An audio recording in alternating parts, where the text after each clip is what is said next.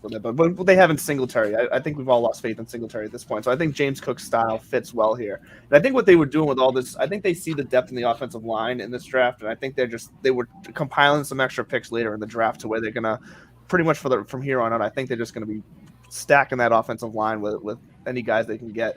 I almost thought that they might just go for Dean here because they said, well, he's still there. We might as well add some help here because we know we can get the guys we want later. Because once again, a running back that's still on the board that they definitely could have got later there, is Dameon Pierce. He's one of my favorite running backs in this draft.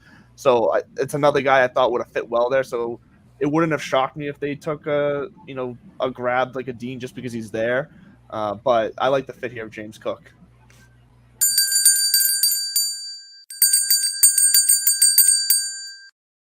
And the Broncos go linebacker with their first pick. Nick Bonito coming off the board here out of Oklahoma. Kelsey, you like this pick?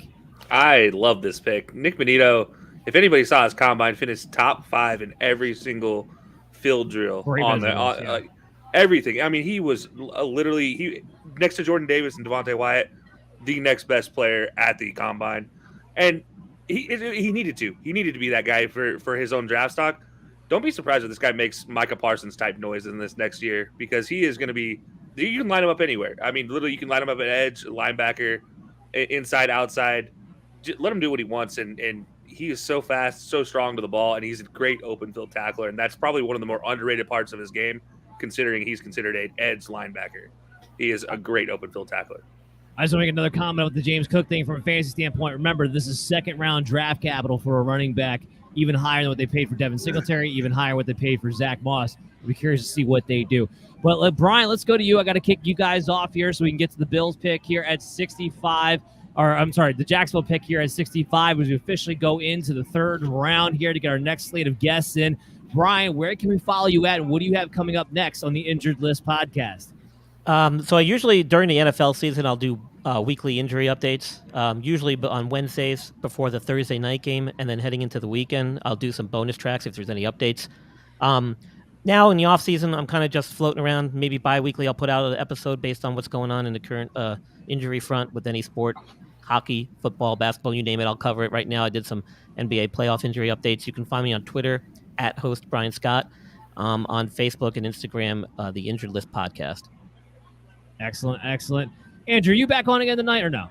No, this is the last time. You guys have to see my face. All right, so let everybody know what they got to follow you at and where they're going to see you next. Yeah, so I'll make it quick because I've said it a couple times. How about at Real Mr. Mallard and at Divots and Pivots? If you like golf, jump on to Divots and Pivots. We're on every Wednesday morning, 10 a.m. on Tiki Live on Belly Up TV, and Belly Up Fantasy Live Dynasty Edition every Sunday morning, 11 o'clock. You can find me there as well. And if you really want to find me in person, you can find me at any Boston cemetery mourning the death of this Patriots draft. So I'll be there. Thank you. And Kelsey, what's going on with High Low Sports? Man, we are all over the place as always. We're getting ready for our NBA playoff coverage, and now that the NFL draft is over. But you guys can catch us every Wednesday night. Our new time, because Dan and I just flipped times on Belly Up TV. We'll be at 9 p.m. live every Wednesday night on Belly Up TV going from now on. And cannot wait to get that started. But then May 14th, it's a big day. We're actually going to be teaming up with Top Dog Tailgate, a big Cleveland Browns tailgate, to go to help out City Dogs of Cleveland out in the park in Brea, Ohio. We're going to have a huge picnic, a lot of food, a lot of fans, a lot of fun. So cannot wait for that. That's going to be May 14th. So follow our Twitter and we'll get all that. And follow us on Twitter at high_low_sports. Very cool. Gentlemen, I want to thank you guys all for coming on. Everybody stay tuned. We're going to take a quick break, come back on the other side, and kick off the third round of the NFL Draft. So stay here with the NFL Draft on Belly Up Sports, hosted by the MD's Fantasy Football Show. We'll be back right after this. So, are you a sports fan? Are you an athlete? Or do you just want to look and feel like one? Well, I got news for you. The outdoors is the ultimate sport, but you can't play unless you can see. Yeet sunglasses provide the gift of high-quality sight in the roughest of environments. From the crashing ocean waves to the high peaks of the mountains, Yeet sunglasses are designed to be the most durable, comfortable, dependable, anti-wear and tear products on the market. Not only are they made with the utmost quality, but they're available at affordable prices for everyone. Go to yeetsofficial.com right now right now and use the promo code BELLYUP to save 10% on your next order. That's 10% on anything you order from YeatsOfficial.com. What does that cover? Let me tell you. At Yeats Official, we have sunglasses, we have winter goggles, we have fashionable sunglasses. So if you're looking for new eyewear, if you're looking for something that make you have more fun in the sun, go to YeatsOfficial.com, use code BELLYUP, save 10% on. And welcome back, everybody, to the NFL Draft coverage with Belly Up Sports and the MD's Fantasy Football Show. I've been your host for this entire evening, Dan Mader, along with Chris Dahauer here on Belly Up TV. And now joining us to kick off the third round, we have Eric Courts. Is that how you say that? That's it, Dan. You got it, my man. All right. From Dynasty Nerds, and we got Phil from Thrills Fantasy Football. Thank you guys so much for coming on. The Jaguars are on the clock. We'll get to their pick in just a second. But I got two fantasy guys finally joining with me and Chris here, so we can shoot it a little bit now. We can really get into it. I want to get your guys' reaction to James Cook because Chris and I are on a little bit of opposite sides on what that's going to mean moving forward. So, Eric, let's start with you. You know, man, just doing my thing out here in the Twitter streets, pumping content on Dynasty Nerds. Obviously, rookie draft season's kicking up. Rookie profile season's ending. Didn't mean to blind you guys. Just wanted to show off my new bling from the SmackDown FF League. Yeah, that's beautiful. Shame some of my friends a little bit. That's awesome. Well, let me get to the pick here.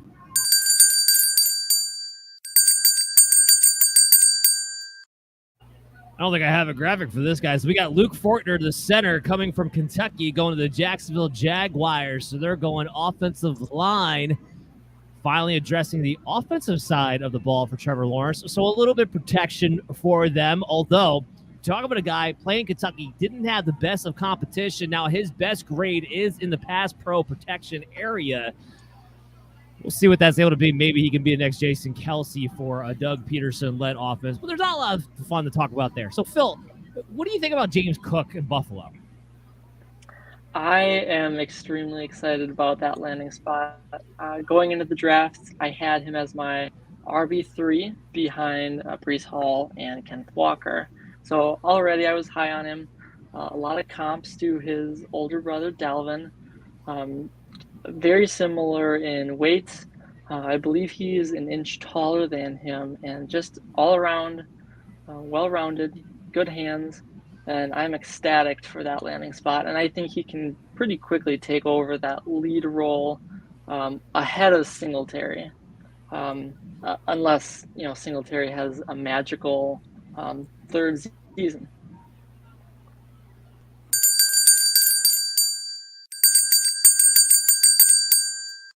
Boy, the Vikings did not waste any time getting their pick in. Brian Osama, he comes in. This guy is a pure coverage linebacker. Some people think maybe he could be a box safety. I don't really buy it. I don't think he has the hips to be able to do that. But, Chris, this is now the Vikings are really paying attention to the defensive side of the ball. Does that shock you with Kevin O'Connell as the head coach now, and he's putting all of his resources there on the other side of the ball? No, I think that we look at the Vikings where they have the most strength is definitely on the offensive side of the ball, so he doesn't tweak too much on the offensive side. They could add a couple pieces here or there, but what they really needed to upgrade was that defense. Mike's never spent a lot of money the last couple of years trying to upgrade the defense, but a lot of old guys were added to that defense trying to save it. They definitely need to get younger, faster, and I think that's what they're trying to do right now. You see a lot of speed that they've added. You see a lot of guys who can kind of rangy between this guy. This is going to be a team that I think is going to pretty much try to fly around, make big plays based on their speed outside and inside. Let's kick back to Eric real quick. Eric, was there a guy who is now going to jump up, let's say, your dynasty draft board, or maybe even as a rookie, your 2022 draft boards, based on where they landed, whether it was last night or tonight so far? Yeah, I mean, Dotson went a little bit higher than I think people had him. I think he's going to have some good opportunity there. I think a lot of people had him more as a second-round pick. But I don't know.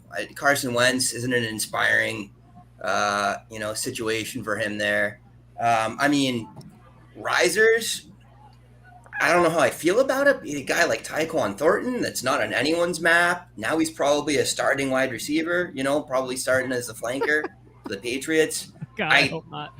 I'm still like, I don't know if I'm a Boston guy, so I'm still recovering. I'm trying to talk myself into it. We've had so many Patriot fans on between last night and tonight, and you guys have been the most hilarious people to talk to because you guys all want to jump off a bridge, and I don't blame you.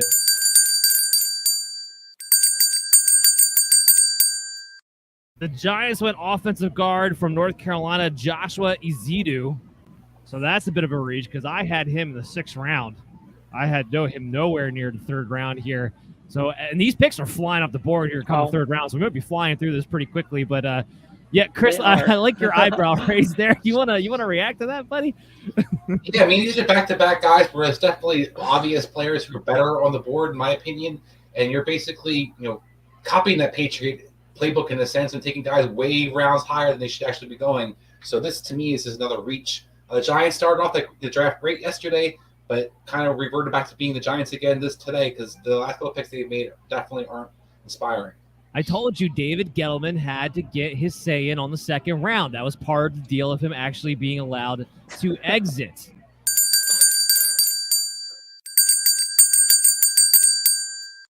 Hey, these picks are coming in fast and furious. They're coming in fast and furious. Martin Emerson, great pick here by the Cleveland Browns coming off the board. This is great value because this is somebody who I think really does well. Could have been a late 2nd round pick. It was a great physical, jam him at the line, zone type of corner. And yes, they just signed Denzel Ward, but Ward's been somebody who's been banged up quite a bit. We've seen what happens to that secondary if he's not in there. And he could be a guy who can jostle for that back position with Greedy Williams, be able to back those guys up, and now you're solidified even if somebody goes down and gets hurt. Phil, what's your reaction to this pick? Well, I mean, you can never have too many, high-end cornerbacks. I mean, you saw that last year with the Green Bay Packers, my home team. I mean, you're expecting them to take wide receiver. No, they go ahead and take rookie Eric Stokes from Georgia. And, if you do have a team with a high-profile cornerback already, I think it's a good way to kind of pair them up, and they can learn from that higher-end cornerback pretty easily and pretty quickly. Oh, what do you think, Eric?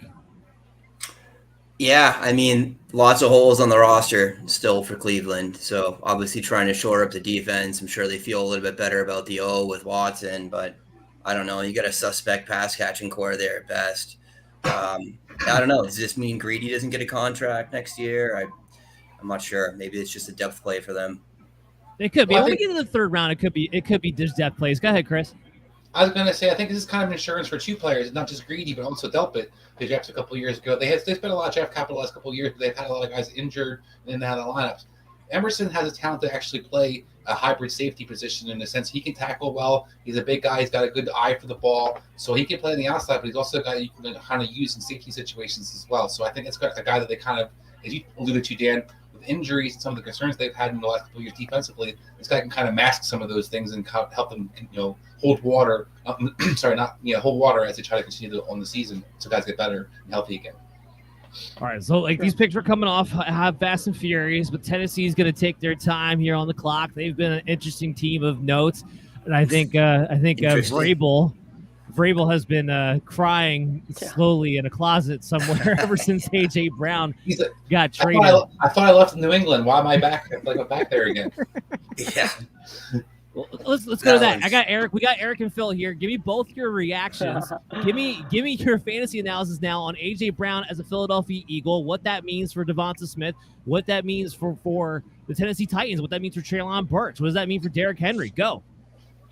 Yeah, I'll hop real quick. I mean, I know people are super down on it for A.J. Brown. I think it's more of a lateral move. Yeah, he's got more target competition, but, I mean, it's not like the Titans were a great offense last year. When Derrick Henry goes down, they had no other weapons. And I think you're going to have a more balanced offense in Philadelphia and some real opportunities for him to perform. He doesn't need a crazy amount of targets. And for Burks, rock it up. I mean, no target competition there. He's going to smash. Here's my initial instinct about Burks. I'm going to kick it right to you, Phil. If he stays more healthy than AJ Brown, we all got excited. We thought AJ Brown would be a target monster potentially, especially with nobody else around. Julio Jones was flailing out anyway. If he can stay healthier, does he maybe get those targets we thought Brown would get, even though it's a run-first offense? Because he's the last guy left standing. Go ahead, Phil. Yeah, I mean, Eric, you were spot on. I don't see. I'll start with the Eagles first. Jalen Hurts can't perform any worse than he did as a QB, actual NFL perspective. Not fantasy related. I think we're having some trouble there, Phil, with your connection. I got to go to the pick real quick, and we'll come back to you.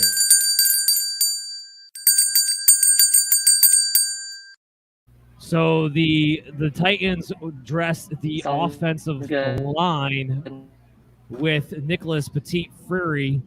So something they need to do. This is a guy that is fallen. We thought he'd go a lot higher.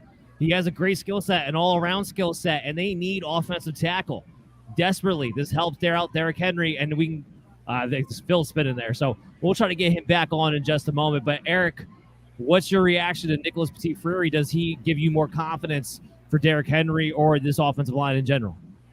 Yeah, I mean, solid player, Ohio State guy. They definitely need the line help. He's fallen. I don't know what that's about, but I had him going about 10 picks ago.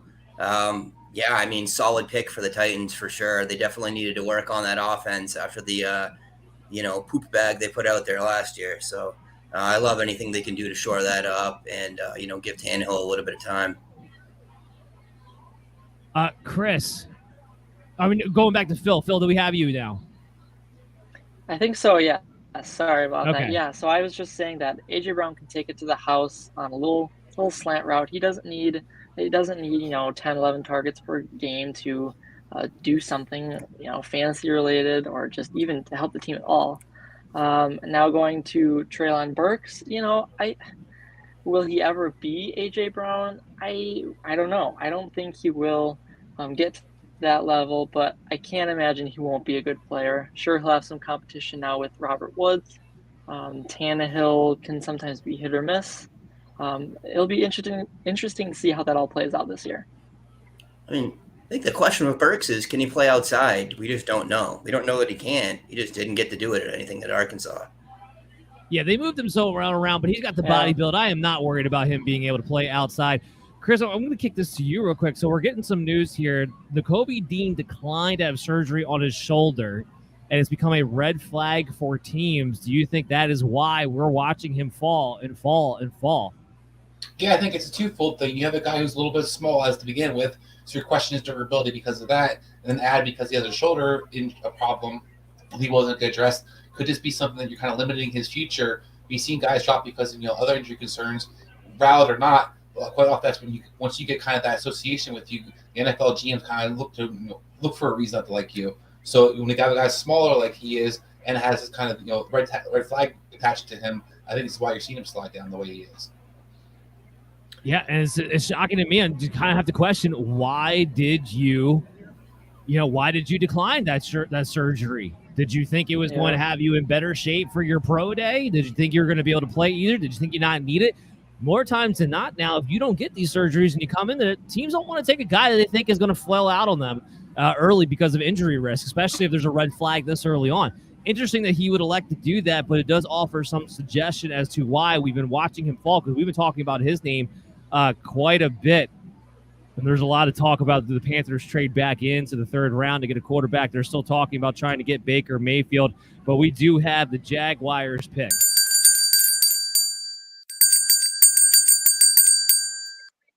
And the Jaguars go linebacker Chad Muma off the board from Wyoming. Chris, I see you nodding your head. Go ahead, take it away. I love Chad Muma. Now, I will be one of probably few people on his panels, but I had him rated ahead of Dean. I actually had him second on to Lloyd.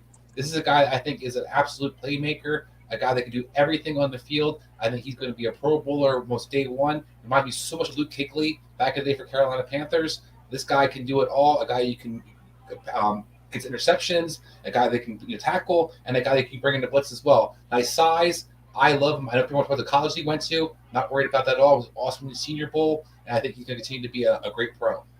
Devin Lloyd, who they drafted in the first round yesterday, a lot of top picks going to this defense on the Jacksonville Jaguars side.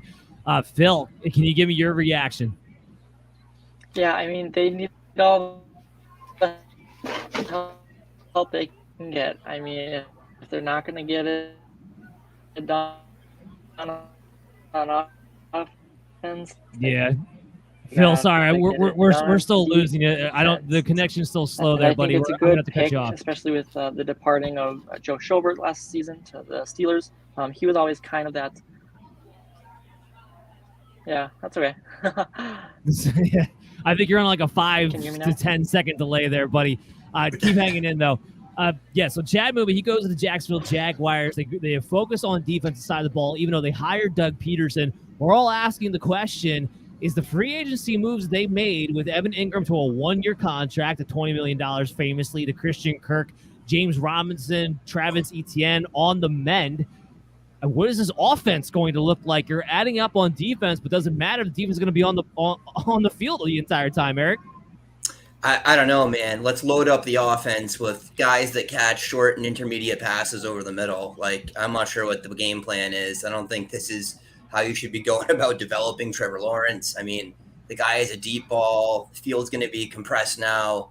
I just don't understand what they're doing there. I mean, and I like Christian Kirk. He can play on the outside. He's got some speed. He can threaten down the perimeter, but yeah, it's questionable to say the least when you take Trevor Lawrence and he's supposed to be your franchise guy. He's supposed to be the savior of your franchise, and you've done nothing substantial to actually help the guy out. Dan, can I ask you a question real quick? Sure. Does this remind you of a situation that you're close to where the head coach seems to be making some of the calls on offense and the free agent signings, and then the GM seems to be kind of making the picks for the defensive guys?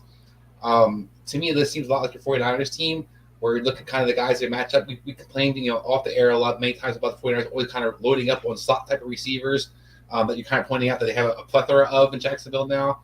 And then you look at the 49ers, the draft, always taking defensive ends, always taking some kind of linebacker. Trent Baalke's kind of continued that trend.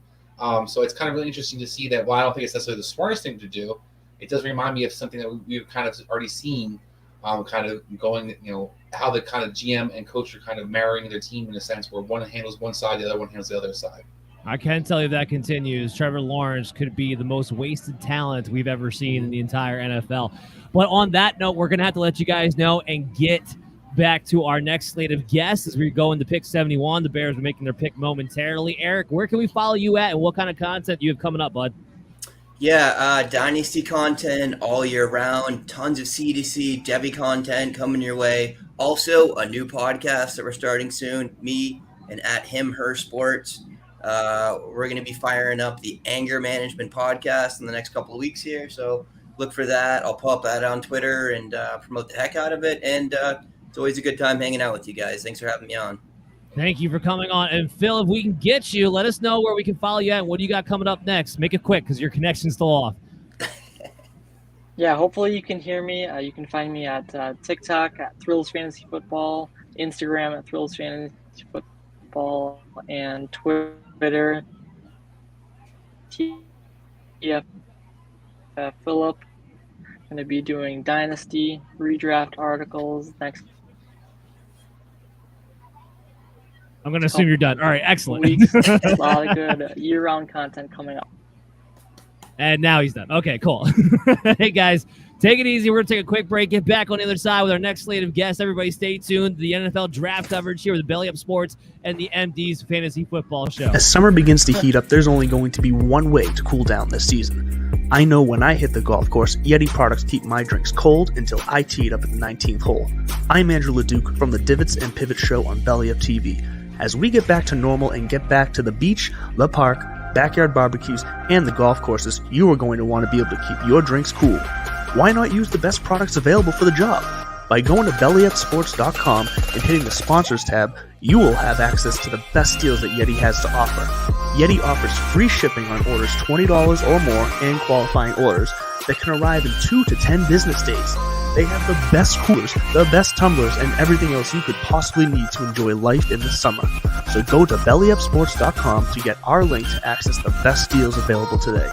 And remember, free shipping on qualifying orders. I'm Andrew LeDuc.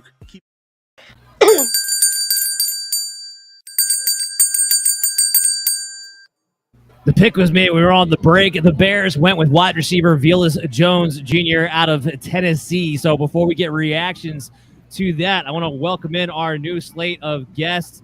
Guys, we got Chase Vernon on here at FF Intervention. We got Greg Simback. He's now the Vikings writer for Belly Up Sports. And we got Jake from Jake's Fantasy Football. He's been on the MD's Fantasy Football Show podcast before. Welcome back. How you doing today, fellas? We'll start with Chase there at the top corner. What's going on, guys? How are we doing tonight? We partying? What's up? We are doing great. My voice is staying attached for now somehow. Chris and I have managed to do Scott Hansen style. We have not had to go to the bathroom, even though it's been hours on here for the stream. So we've found a way. We have managed. Greg, how are you doing, man? I'm doing good. I just hope the Vikings don't make any more trades. And I'm wondering if the Bears are ever going to pick up an offensive line. One of the Bears are going to do a lot of things. Is I did not have Willis Jones that high on my board with some of these wide receivers. I much preferred Justin Tolbert or someone to that nature. What do you think, Jake? That's not a guy I really spent a lot of time looking at. That's all I can tell you. That would be 1,000% correct on that analysis right there. And whenever that happens, I go like, look at my grade. Like, oh yeah, that's right. That's why I look at time because I had him in the 7th round. Oh, okay, all right. Well, okay, Chicago, whatever. That's Chris's old team, by the way. Now he denounces them now after the Mitchell Trubisky pick. He got fed up with it. He couldn't take it anymore. Chris, what do you think your old team's up to? I think they're up to the classic Chicago things. I mean, basically taking a receiver that'll probably be out of the league about 2 to 3 years. A guy that's probably 6th to 7th round talent, as you kind of hit it on. Definitely doesn't help Justin Fields get any better right off the bat. And kind of an odd fit on top of it. Not necessarily a guy who's going to, balance out what Darnell Mooney brings to the offense in the first place.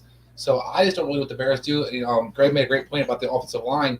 Bears definitely need to address the tackle position or your interior as well. They lost James Daniels. They just seem to kind of forget to block people to actually, throw the ball down the field. Justin Fields is not going to be any better right now, after this draft than he was going into it. Seattle stays away from the quarterback position.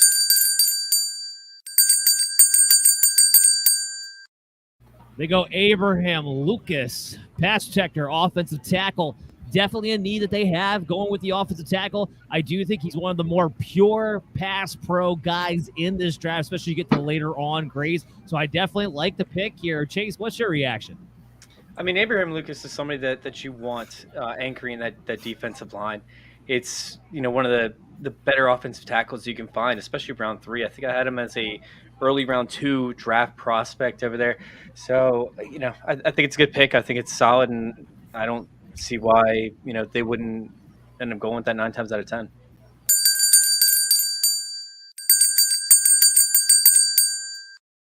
The Colts didn't waste any time with this pick. Jelani Woods comes off. If there's ever a prototypical Colts pick, this is it.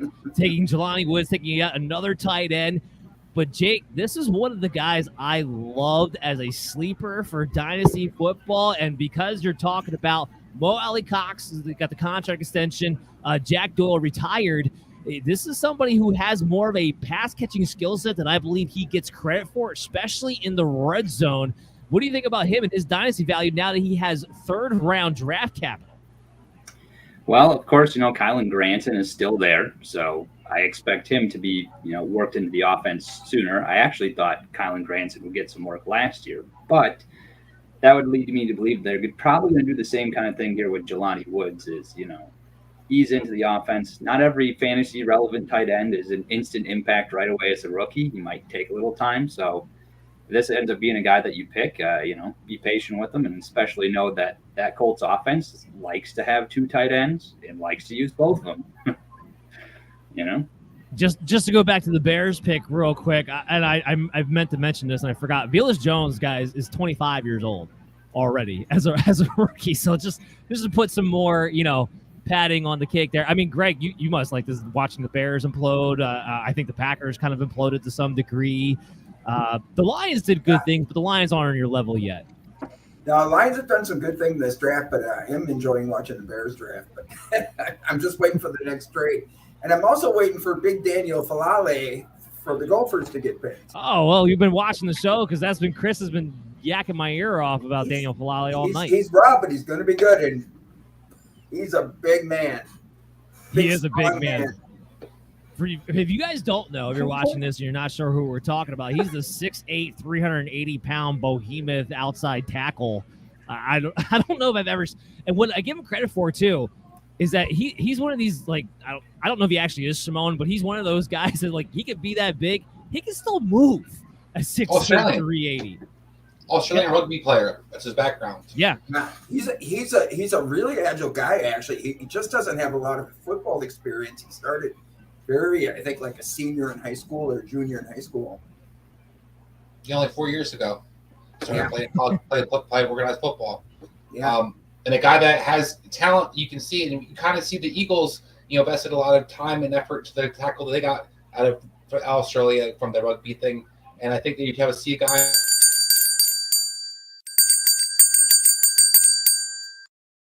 Sorry, Atlanta was on the board. They finally went quarterback. They take Desmond Ridder. Malik Willis is still continuing to fall. I want to go to Chase on that reaction. Chase, come on, man. What do you think about Desmond Ridder going ahead of Malik Willis? And I won my bet, by the way, because I had him at plus 400 to be the next quarterback off the board. So, I mean, this makes a ton of sense. Like, this is actually where I had Desmond Ridder going at the exact spot. Like, this was, like, almost to a T.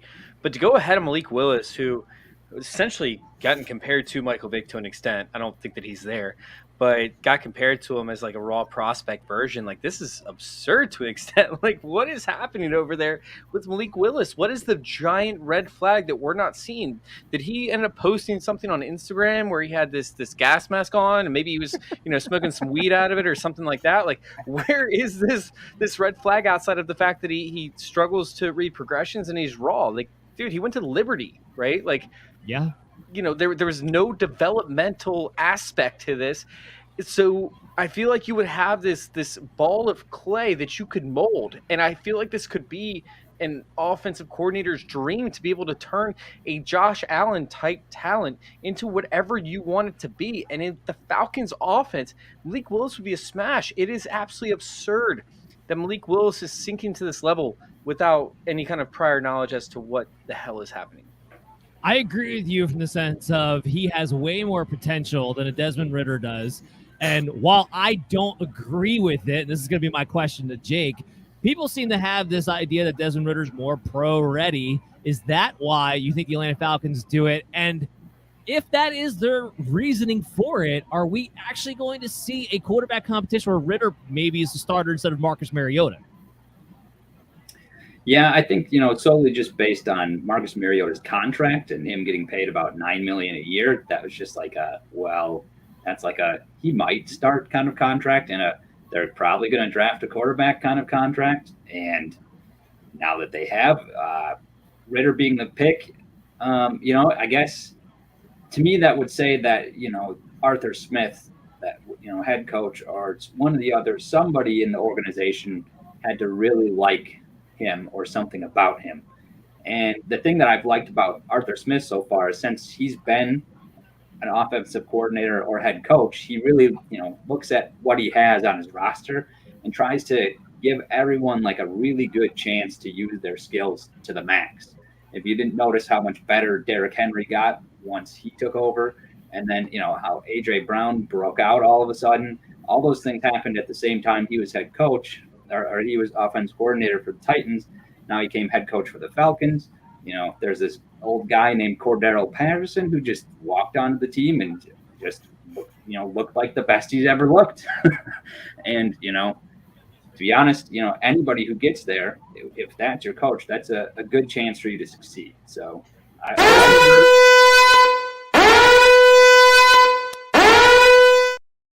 What is up with y'all blowing out my ears? The Broncos, I got to get your attention here. Hell, dude. The Broncos have just traded their pick to the Houston Texans. There's going to be more where that came from, so be prepared. Oh my God. Jake, were you finished your thought? Yeah, it was good. I was just going to say Desmond Ridder starting by week 7. Chris, real quick, Matt Miller. Go ahead, Chase. Real quick, I just want to talk about this Jaguars pick from earlier because I don't think we talked about it enough. I mean, you have the Jaguars not only signing a $42 million contract with Oluokunu. Wait, how do you say his last or how do you say his name? From That's the Falcons. That's a guess I could have gotten. So it's Oluokuno or something like that. Anyway, leading tackler in the NFL last year. Yeah. So leading tackler in the NFL. So you sign this guy to a contract, and you trade up to draft an off-ball linebacker once again, the second one with Nakobe Dean, and now you take another off-ball linebacker. Like, these are the least valuable positions in the NFL. This is why the Arizona Cardinals have not been able to, beat their division rivals, because they've spent the past 6 years now.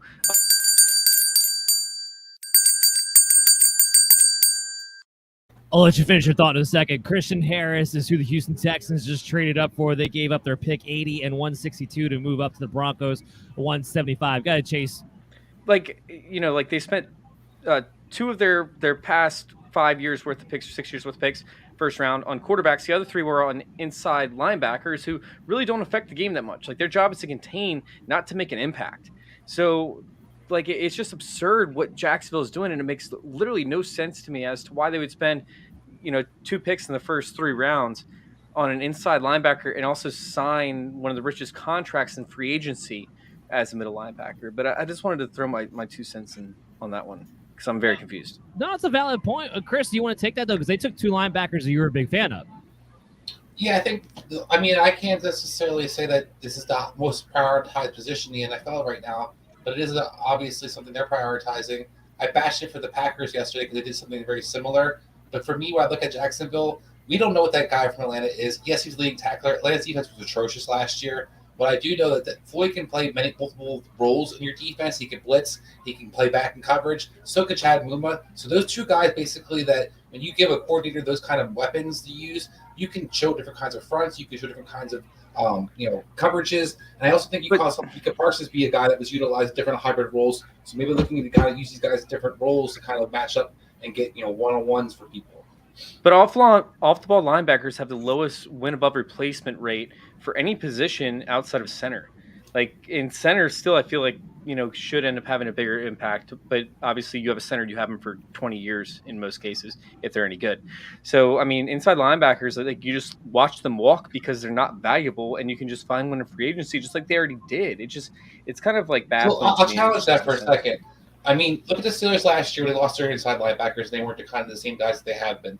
Look at the Ravens when their linebackers weren't the same kind of guys that they have been. When your defense predicated having linebackers that are good guys who can kind of play those coverages and also stop the run, it is a vital part of your team.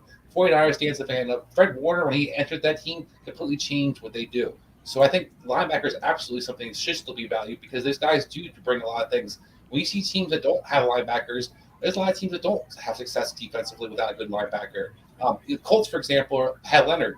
What of the rest they have on their defense? Not a whole lot, but when he was out there healthy, they were still over something that was pretty good. Oh, cool.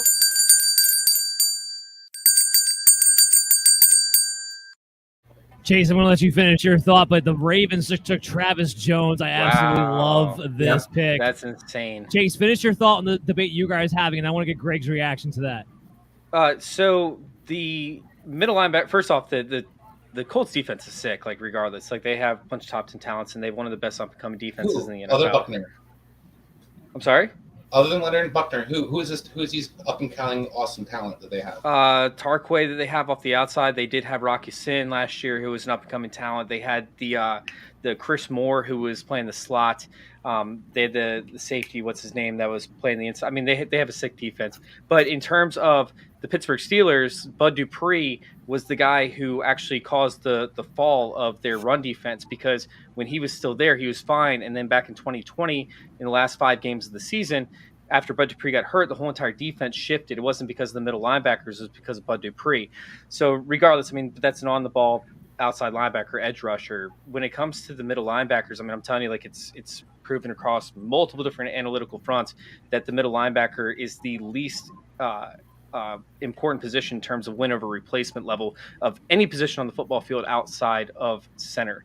I'm going to agree with Chris real quick on the inside linebackers. For instance, the Vikings are going to more of a 3-4, and Chad Muma is a great sideline to sideline guy. I think he'd make a real big difference in the defense. I know what you're saying statistically, but it depends on the player and it depends on the system. On that note, Jake, reacts to the Ravens pick getting Travis Jones. They get a behemoth back in the middle, something they've missed. Something with Brandon Williams, who's been getting injured a lot. Whenever he goes down, the run defense always goes to crap. This might ensure that never happens. I love this pick here at the 3rd round, but what's your reaction? I love big guys, and I cannot lie. Any defensive tackle, offensive lineman, I think every team should be drafting at least one of each in every draft. And when they don't, I'm just like, oh, man, got to keep restocking. There's a lot of guys that play these positions. There's a lot of, you want depth, you want rotation. And even on the best defense's weakness is the other team running the ball so much that they get worn down. And then, if you have more depth and better, defensive linemen, especially in the middle, that's how you counter that to be really, really good on defense. Love it, love it. Jake, where can we follow you at? Because I got to get to the next slate of guests here. And what do you have coming up? You can follow me here at Jake's F Football. That's my Twitter handle. You can find my website at jakesffootball.com. I also have a little bit of a presence on Instagram and Facebook, but I don't post there as much. And the big next thing coming up is now that the draft's going on, Monday I'll start my article series on all the teams, all the player changes, all the coaching changes, summarize all that for you, get that all nice information piece, and then also, some analysis after that, which, pick and choose what you want to read out of that. Excellent stuff there. Greg, where can we follow you, man? And what's your next, Vikings article? I'm assuming you're going to have a draft recap, I'm right? going to do a post-draft one, and I'm also on Twitter, GSimback. I might even write some hockey when the Wild go to the Stanley Cup Finals. Want to be following that. And I want to plug Jake's football. Jake has some of the best questions, football-related questions on the web, so I try to answer them as much as I can. I just did one today, so he's fabulous. And really appreciate the opportunity today, guys. I thank you very much. No, I love having you on. And Chase, display that belt proud, my man. This started full-time with Trophy Smack, where they got some of the best belts and trophies. Hold on, let me throw this trophy up. Oh, my God. There you go. It's literally the trophy's taller than I am. We went on a date the other night. It's pretty epic. I took the baby out. We had a steak dinner. I ate both steaks because she's trying to keep her figure. But you guys can find us over there at TrophySmack.com and go follow us over there on YouTube, YouTube.com/TrophySmack, and of course Twitter.com/TrophySmack as well at TrophySmack. Yeah, we got a whole bunch of shit going on. It's crazy. I love it. I love it. Yeah, guys, make sure you follow him. He always got some great stuff going on there. I really appreciate all three of you coming on. We'll be talking to you guys again real soon.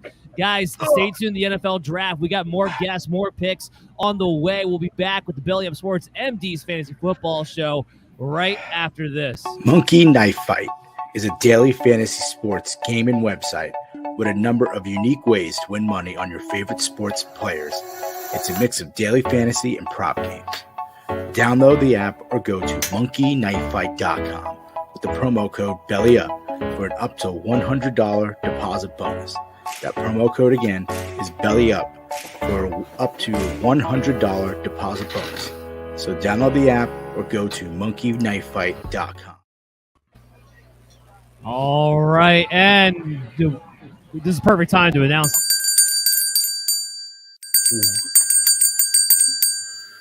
Colts take offensive tackle Bernard Raymond. It's a good pick. It's a good value pick. We'll get to Adam's reaction in just a second, but I want to introduce to you guys the Rook from Scoreboard Addict. His partner Nick was actually on the beginning of the second round and beginning of the first round yesterday. How's it going, man? I'm doing well. How are you? Good. And we got Justin finally making his way on. He'll be on with quite a bit in the next end of this third round, I believe, next couple segments. Justin, how's it going, boss? I know you're just recording over there with TSS Fantasy. How'd that go? Yeah, we had another great episode, and it's funny that you were saying finally on after the stretch that we're going to go through. You're going to want me off so quickly. All right, Adam, let's get your reaction to the Colts pick. Bernard Raymond, offensive tackle. Yeah, all three of the Colts picks of the draft have been between the last time I was on at I left at 50 and now. So all three of our Colts picks have been since then. Raymond is a great value. He's going to go compete for the left tackle spot more than likely. And that's a spot where competition is going to be really good. That was definitely the weakness of the offensive line last season. So to get one, good value here in the third, and two, at a position of need, that's like the the ideal thing that you can do. Get value and a position of need. Chris, storyline that continues to grow. Malik Willis still on the board. Where do you think is he gonna make it all the way to the fourth round, you think? Well, so I wouldn't be down if he was. I know a lot of people are upset about him being still on the board. People, this guy's such a good talent, such a guy that how can he still keep falling? To me, I think that what people are actually recognizing was this guy played at Liberty and wasn't mind-blowing in any kind of capacity. He wasn't accurate. He struggled outside the pocket. Yes, he can run. He's also 6'1". He's 220. He built like a running back. That's great. He's not Josh Allen. Josh Allen's way bigger, way stronger, had a way better arm. So when we put all these things together, I think you're looking at a guy that should be going probably in the fourth or fifth round and actually has that value. And I'm very proud of GMs actually for a change of having some restraint and not overdrafting these quarterbacks for a change.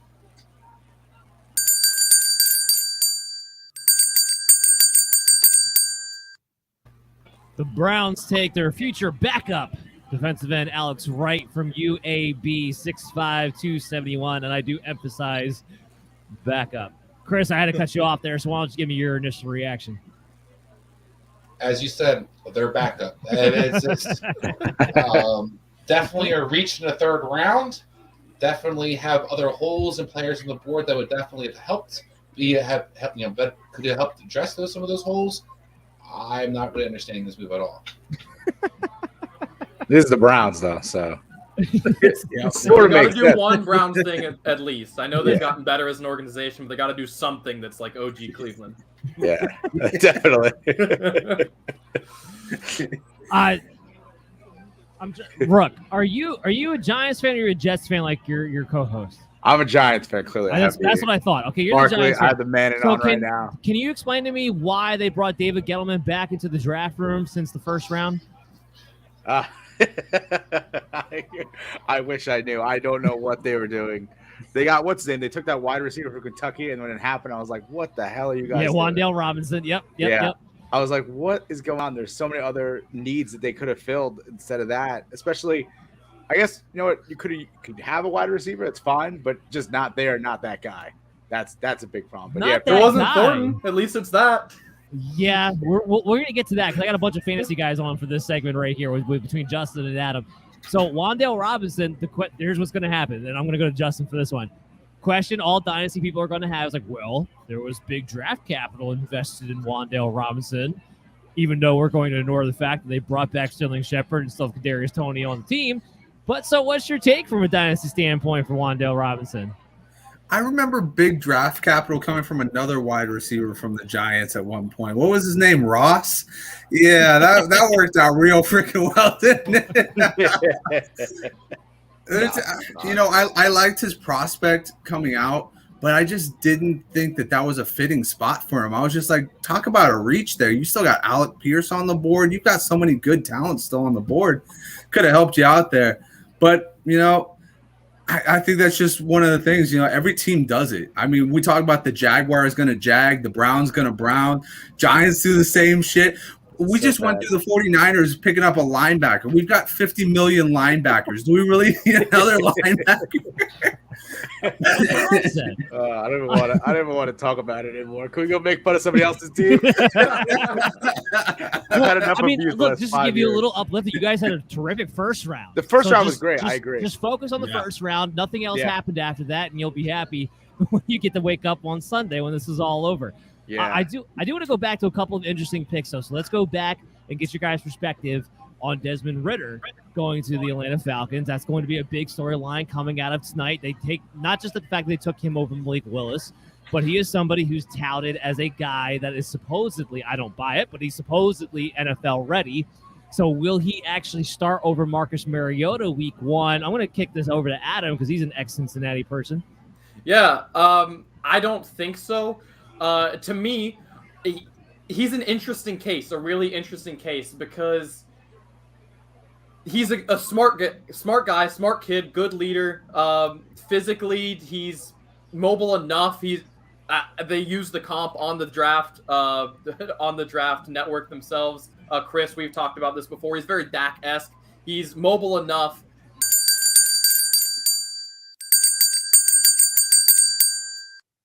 I'll let you finish your thought, but the Chargers just took the safety out of Baylor, JT Woods, off the board. But go ahead, Adam, finish your thought. I was going to say, yeah, he's got a good enough arm, good enough speed, but the accuracy is just so inconsistent at every level of the field. He's not a natural thrower. When there's any kind of pressure in his face, the technique completely breaks down.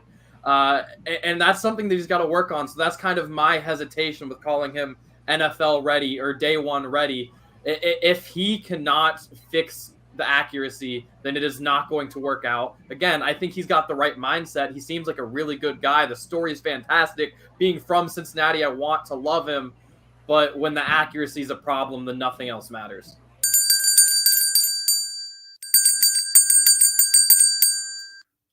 Greg Dulcich goes to the Denver Broncos at pick number 80. Chris, you just look completely unamused right now. So let me get your take on this. Well, that wasn't why I was trying to comment on the Ritter thing because I haven't got a chance to talk about him yet. But Dulcich is a guy that I think is definitely a pass catcher.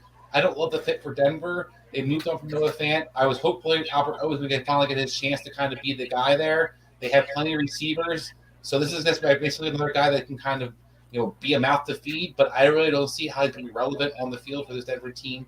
With 3 receivers they have drafted and such much capital in and spent money on, it's kind of odd for them to kind of, add another tight end when they just unloaded one. Go ahead and talk about Ritter. Ritter, I was going to say, for me, I think you look at a guy, I don't think he's going to be a starter this year, but I think what you're looking at, Arthur Smith has a guy that can kind of comp very much, I think, coming out of college. That's Ryan Tannehill. He looks just like Ryan Tannehill to me. So if you kind of look at what you're hoping to get, maybe that's what Arthur Smith kind of sees is a guy that accuracy can be improved, but decent athlete, decent arm strength, a leader, a guy that can kind of grow into the position. So I think that's why he kind of went over Willis in the situation. I think they see the same kind of, moldableness in a sense out of him. I'm dreading the fact that Giants are on the clock. I'm like, Malik Willis is going to get drafted next.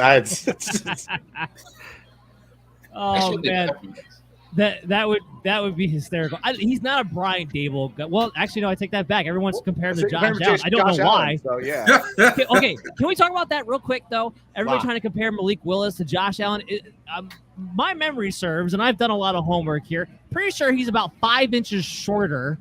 It was even more inaccurate than Josh Allen was in Wyoming. Even more turnover prone, and about, I don't know, 60, 70 pounds lighter. I mean, like what are we talking about when we compare him to Josh Allen? Can someone explain this too? And even he can run better competition than Liberty played against. Let's just point that out too. Yeah, he made that one throw in one of the pro days. That was it. That's the Didn't Felipe Franks do that though? In the rain. Thank you, Justin. That's a John Gruden thing right there. He's like, oh, he can throw a wet ball. I love the way he can throw a wet ball. He deserves to be gone. He deserves to be gone, but there is a part of me that misses having Chucky around because just being able to make fun of him was always a go-to move for me. But yeah. He had to be gone, unfortunately. All right, come on, Ruck. What are you Giants doing right now? I actually kind of would like a defensive player here.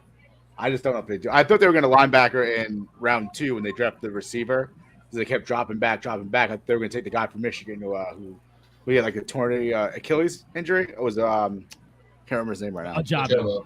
Yeah, I was hoping they would take him, and then they didn't. They took Wandell from Kentucky instead. So I'm hoping they get some sort of defense. I think the Giants' defense has not been the strongest suit. I mean, they got the guard already. I don't know. I missed what you guys said about the guard. I'm probably He's probably shitty too, right? I can't even remember who it was now. There's so many picks in my brain. Yeah, Joshua Nzudu. I don't know how to pronounce that. From North Carolina. Oh, yes. So I had a 6th round grade on him, if that gives you any indication. All right, if the Giants draft Malik Willis, I'm going to sign off and just be like, all right, guys, I got it. Oh, here. Is it in now right now or not? Pick is in. Pick is in, yeah. What if it's Leo Chanel? I think that would be the best pick for them. A nice inside linebacker. Inside A linebacker. big, strong guy. That's a Oh, they good want a pick. corner. Yeah. All right, I'll take a corner. Cordell Flott. If I don't know if I pronounce that right. Flott. Oof. Yeah, I don't know. I think they could really use Flott. Calvin Austin. Yeah. Cordell Flott. I had a 7th round grade on him. So they're moving backwards. All right, guys, it was great joining you. I'll see you. We still got you for one more pick. Don't you go anywhere. I I want to rewind on this thing, though, real quick. I want to go back to the Jets. I want to go back to the 2nd round. I want to talk about Breece Hall. Adam, Breece Hall now, he's going to be paired up with Michael Carter in that zone X Kyle Shanahan system. My heart was broken for multiple reasons, but what's your standpoint? My heart was also very much so broken. I think Michael Carter, one, who was a great prospect coming out of North Carolina, who was incredibly underdrafted, played really well last year when he got a chance to. It's so tough. I think Breece Hall, and it's tough because I think Breece Hall will probably take that job from him, not just because of draft capital. Breece Hall is a very good running back in his own right, but it just seems like for a team that isn't very good yet, they've been drafting really well, but they're not very good yet.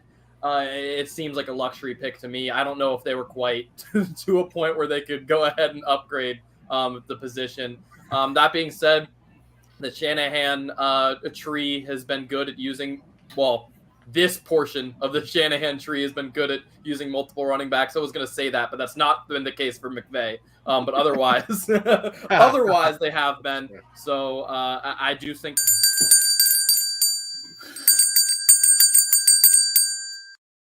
So the Falcons, Kentucky's very popular. The Falcons just drafted Kentucky pass rusher D'Angelo Malone. That's who they just took. He had a big Senior Bowl. Guess he impressed them. They go with the outside linebacker. Look at Kentucky getting guys in the NFL all of a sudden. Chris face when he's not amused. He's Western Kentucky. He's got like the Charlie Brown, like the eyebrows goes up, and he's just like, what the hell? Go ahead. No, Kentucky was actually really talented the last 2 years, and then it kind of, people were kind of writing them off because they're Kentucky, but they have been really good the last couple of years. But this is not a guy who should be going right here in the 3rd round. I'm absolutely surprised. I think Pascal was where the cutoff point for defensive players were for the Kentucky team.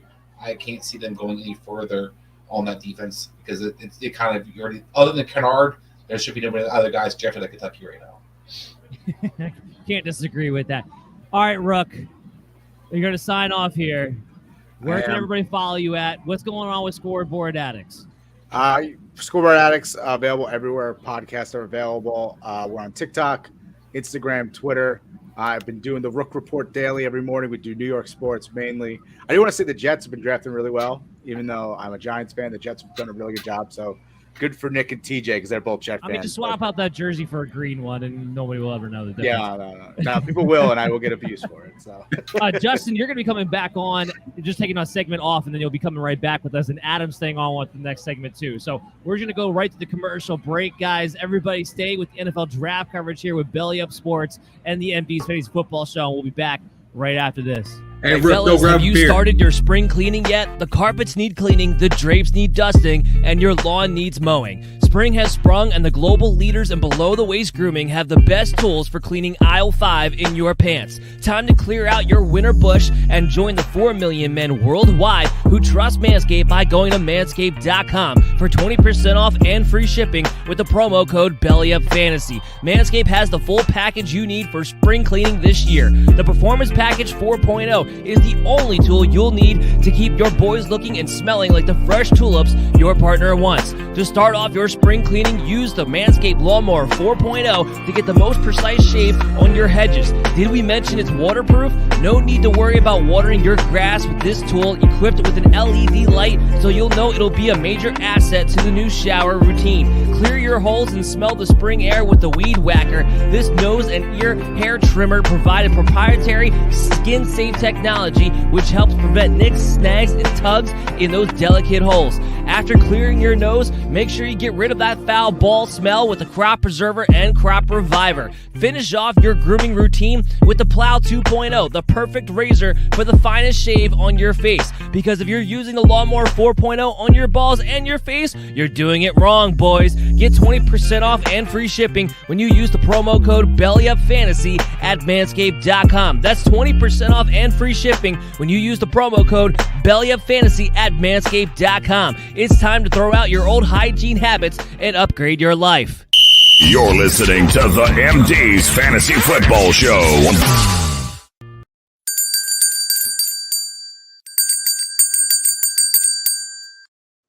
Well, this is a good time to bring on a new slate of guests because this is going to be a big pick. A lot of people are going to be talking about the Philadelphia Eagles just drafted Nakobe Dean while we were on the break. So let me introduce our next guest. We got Shane Bear from the Collective. I'm lost here. The Collective Knowledge here, and we got Paul. Is it Becerra or Becerra? Becerra, yes, sir. Becerra. Okay, thank you, Paul Becerra, ATB Cowboys podcast. Gentlemen, thank you so much for coming on. Shane, thank you for correcting me too in the private chat. It was Western Kentucky, not Kentucky. I misspoke. Thank you for that as well. So how are you doing today, fellas? And we'll start with Shane. Give me your quick reaction to Nakobe Dean going to the Philadelphia Eagles. Man, I'm great. Thanks for having me on, Dan. Another quick correction. I am no longer with the Collective. I am the solo host of the Fantasy Nightcap podcast. Oh, okay. When did that happen? And the sit down with Shane just a few weeks ago. Okay. So it's all under Fantasy Nightcap now. Is where you can find me on Twitter and YouTube if you're not already following me at FFShaneB. As for Nakobe Dean, I love it. I think the Eagles are having one of the better drafts so far, and Nakobe Dean fits in that. They got first-round talent in the third round. I even tweeted right before I came on, why is Nakobe Dean still available? And someone told me that PFF had sources that he refused shoulder surgery.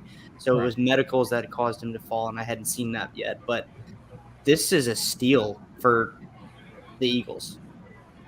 I absolutely agree with you. And yes, he's a smaller guy. Yes, if there's red flags about his shoulder, that can be somewhat concerning. But I got to think, being that his future was on the line, there had to be a very good reason why he decided to decline surgery. I have to think that, right, Paul? Absolutely, yeah. I mean, shout out to the Eagles, who, as a Cowboys fan, I hate that they're having a good draft. But right?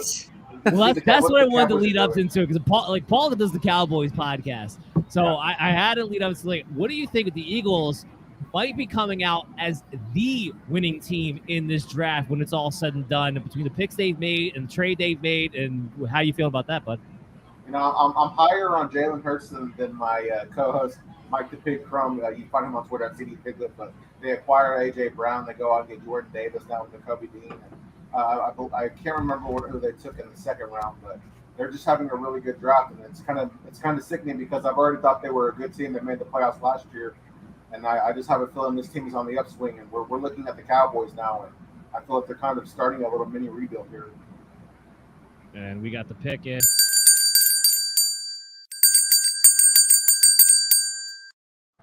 Pittsburgh Steelers are going to take defensive end to Marvin Leal. Oh, wow. That's going to be their pick here. Chris, you're nodding your head along. Give me your analysis. Yeah, a guy that I'm shocked still is on the board. One of the better penetrators in this draft class is defensive tackle. A guy who was actually a top 10 prospect coming into this year. Didn't have the kind of senior year people expected him to kind of have, but it's definitely a good player. A guy that I think still has a lot more upside to kind of reach. And in today's league, where we love the guys who can get up, penetrate, and cause pressure up the middle, this guy can collapse the pocket. He can get after it the best of him. He can play inside or outside. I think this guy's a great fit for this Pittsburgh Steelers defense, and kind of insurance for Casey Hayward, the guy that they lost him last year, really helped their defense kind of fall apart. I think it kind of ensures them that the Hawks going to kind of step up to replace him in a sense if that was to happen again. Adam, the Patriots are on the board. What kind of special teams player are they going to take next? So I really liked Thornton's teammate, their running back. He's probably projected in around the 6th round. So that seems like the Patriot way to go ahead and grab him here. I mean, yeah, so we talk about the Eagles. They're probably going to walk away with the big winner. I don't know who's more of a loser than the Patriots. Is there anybody? I mean, regardless of these players work out, they could have gotten all of them much later. Yeah. And you know what? I said this to Chris. I'm tired of Bill Belichick getting the excuse of the Bill Belichick genius, which is why everyone's like, well, this is what they do. They find diamonds in the rough. He's going to develop guys. They're going to find ways. You don't find diamonds in the rough in the 1st and 2nd round. That's not where you find diamonds in the rough at. Stop telling me about the Belichick genius, please. I just have to get that off my chest, and we can continue on now with the actual draft coverage. Dan, I just love you more now for that comment. I appreciate that. But after the Patriots, a team where the draft is being hosted at and hasn't been able to pick yet, the Raiders are going to be coming up at pick 86. So when your first pick of the draft is in the 3rd round, what do you do? Celebrate that you have Devontae Adams. Take a lineman. I think it's clearly the Raiders need an offensive lineman. They didn't necessarily hit their guy last year. They continue to have holes in the offensive line. If you want Derek Carr and Devontae Adams and all those guys you have in place to be successful. Well, Chris, here, I'll cut you off.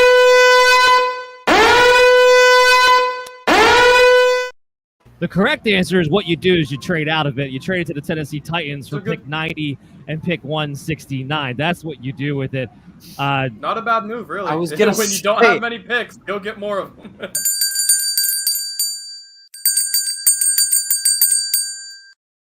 And if you're the Patriots, you take Marcus Jones, the cornerback out of Houston, 5'8". Actually, not a terrible pick that they went with. They needed a slot corner. Go ahead, Shane, react to that pick.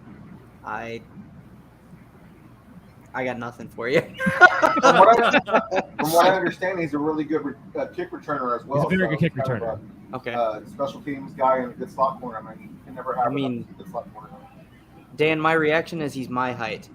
So he better be fast. That is valid. But I did say to Adam, what special teams player were they going to take? And I mean, they took a better one than I thought they were going to. Go ahead, Chris. You got your eyebrows up. I love Marcus Jones. I think pound for pound, one of the best players you could find in this draft. You look at explosiveness. This guy is explosive kick returner, one of the top returners probably the last decade. And then you look at what he kind of does defensively. He's not afraid to tackle. He's not afraid to kind of match up with anybody inside. He's got quick feet. He's got great ball skills. This guy has it all. And I think Marcus Jones is somebody that, of the draft, of course, the Patriots, he'll definitely be the best player so far that they have on their team. And a guy definitely a value, I think, especially right here. A lot of the quarters come off the board. This guy can actually really is going to be a game changer. Again, nothing to report here, but something I talked about earlier, and it's a developing story. The Browns and the Panthers are getting closer in negotiations for a trade involving Baker Mayfield, where the Browns would be prepared to take on a portion of Mayfield's salary, but there's still nothing definitive yet as far as that front. Just wanted to kind of keep you guys up to date because it's been one of the big storylines that we have been following throughout the draft process today. All right, so Tennessee just climbed up to the board at 86. Adam, what do you think Tennessee wants to try to do here? I think it's Willis time. I do. Tennessee. I think that they're preparing for life after Ryan Tannehill. It is clear that this was an Arthur Smith. Arthur Smith was making Ryan Tannehill work. That was not the other way around. Ryan Tannehill was not the successful portion here. I think that they're preparing for life after him. Nailed it, buddy.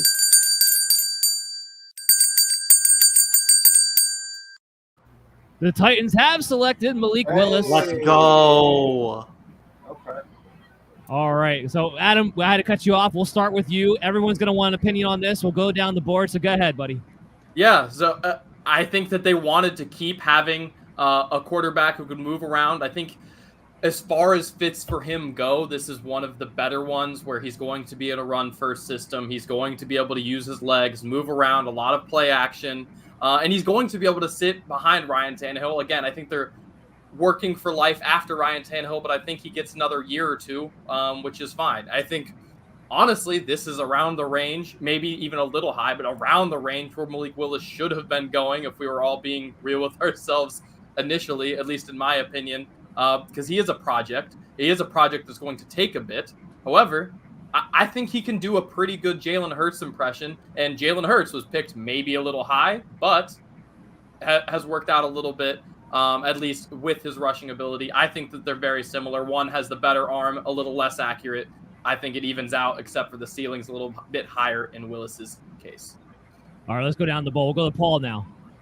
Yeah, I mean, obviously for fantasy, it doesn't really do very much, but it's always good a raw guy like Malik with the talent that he has to maybe to sit for a year or two and learn the game and just to be, make the adjustments to the NFL, learning an NFL offense and things like that. I think it's good for him, but again, back to fantasy. Shane, what do you think? What's your take on the Malik Willis? I love it. So pre-draft, I was saying that the Titans needed to take Desmond Ridder because I didn't think Malik Willis would be available. So getting Malik Willis, I love it. I agree with everything Adam said. And I don't know if you guys just saw it, but my eyes got about as big as they could. And that's because they just popped up a stat on, I think I'm on ABC. Ryan Tannehill was sacked 47 times last year. If you've got a more Tannehill's mobile, but I think Malik is probably even a little bit more mobile. If you've got someone who can get out of that a little bit better, that's a great pick. But again, he's a project. He's got a cannon for an arm, and I love the pick. Makes a ton of sense. Good, Chris. If I'm Mike Vrabel, I hate this pick. Between this and the Traylon AJ Brown trade, this means that my team basically is not invested trying to be a Super Bowl contender now and worried about a salary cap in a year or two. Ryan Tannehill's due to come off the books. Derrick Henry's due to come off the books. AJ Brown about to get paid. So this team, obviously, after paying their defensive players, they have all that money. They don't really have the money to kind of spread around for these guys, and that's what they're trying to kind of reload it in a sense. But these guys aren't, especially Malik Willis, isn't going to be a guy who's going to be productive this year necessarily. You're hoping maybe next year, but Tennessee was a 13-3 team last year, 14-3 team last year. This is definitely a step back where they're trying to be. You're not lining up to win the Super Bowl with these picks. You're lining up for the future. You're lining up for 2023. That is in fact what is happening here, without a doubt. I'll tell you else who doesn't love it.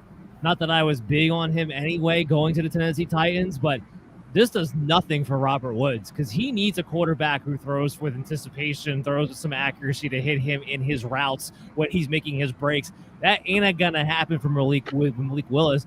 I will say, though, it's even better for Treylon Burks because Treylon Burks is just a big guy. He's going to just be able to throw it in his area and hope he catches the ball. So it does keep propping up the idea that Burks can be a top receiver if he's as talented as I personally think he is. Again, I comped him to Devontae Adams. That's who I think he is, and I'm going to keep riding that train. And even with Malik Willis, it scares me a little bit because, again, he's not accurate, but I think because of that, he's going to be forced to have Treylon Burks go up and get jump balls. So I like it for that reason, too.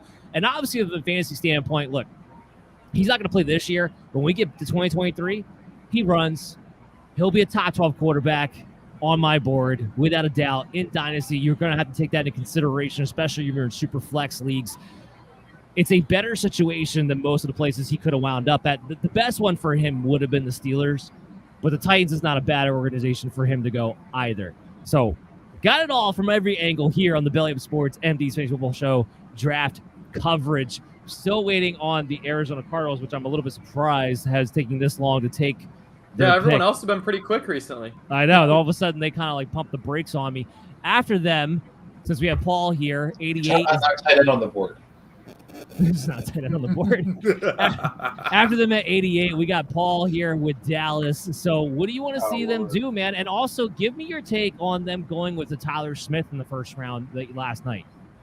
So last night, I was sitting there praying. I saw receiver after receiver go. And then we saw Kenyon Green. Oh, sorry. Here, let me give you your pick real quick.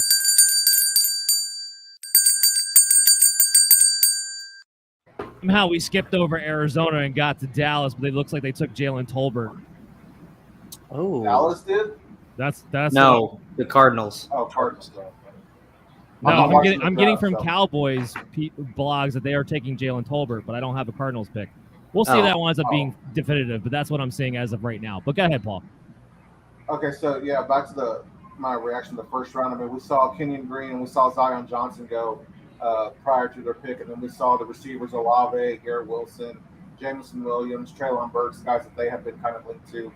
So then I was thinking, is there any way in the world that Jermaine Johnson could possibly fall to 24 to help, fill the void left behind by Randy Gregory? And of course he falls there, and then what happens? We take Travis Jones, who people, a lot of scouts that I listen to and, that have close ties to the Cowboys have a third-round grade on. And obviously I was disappointed, but it sounds like they're going to try to let him play guard this year just so he could get some playing time, and then he could be our future left tackle as a Tyron Smith replacement. So as much as I dislike it, it's, this guy has a lot of potential. Apparently he's a lot of scouts in the NFL had a first-round grade on him, so who am I to argue with those guys? But at the time, I hated it. I'm trying to find the silver lining, I guess.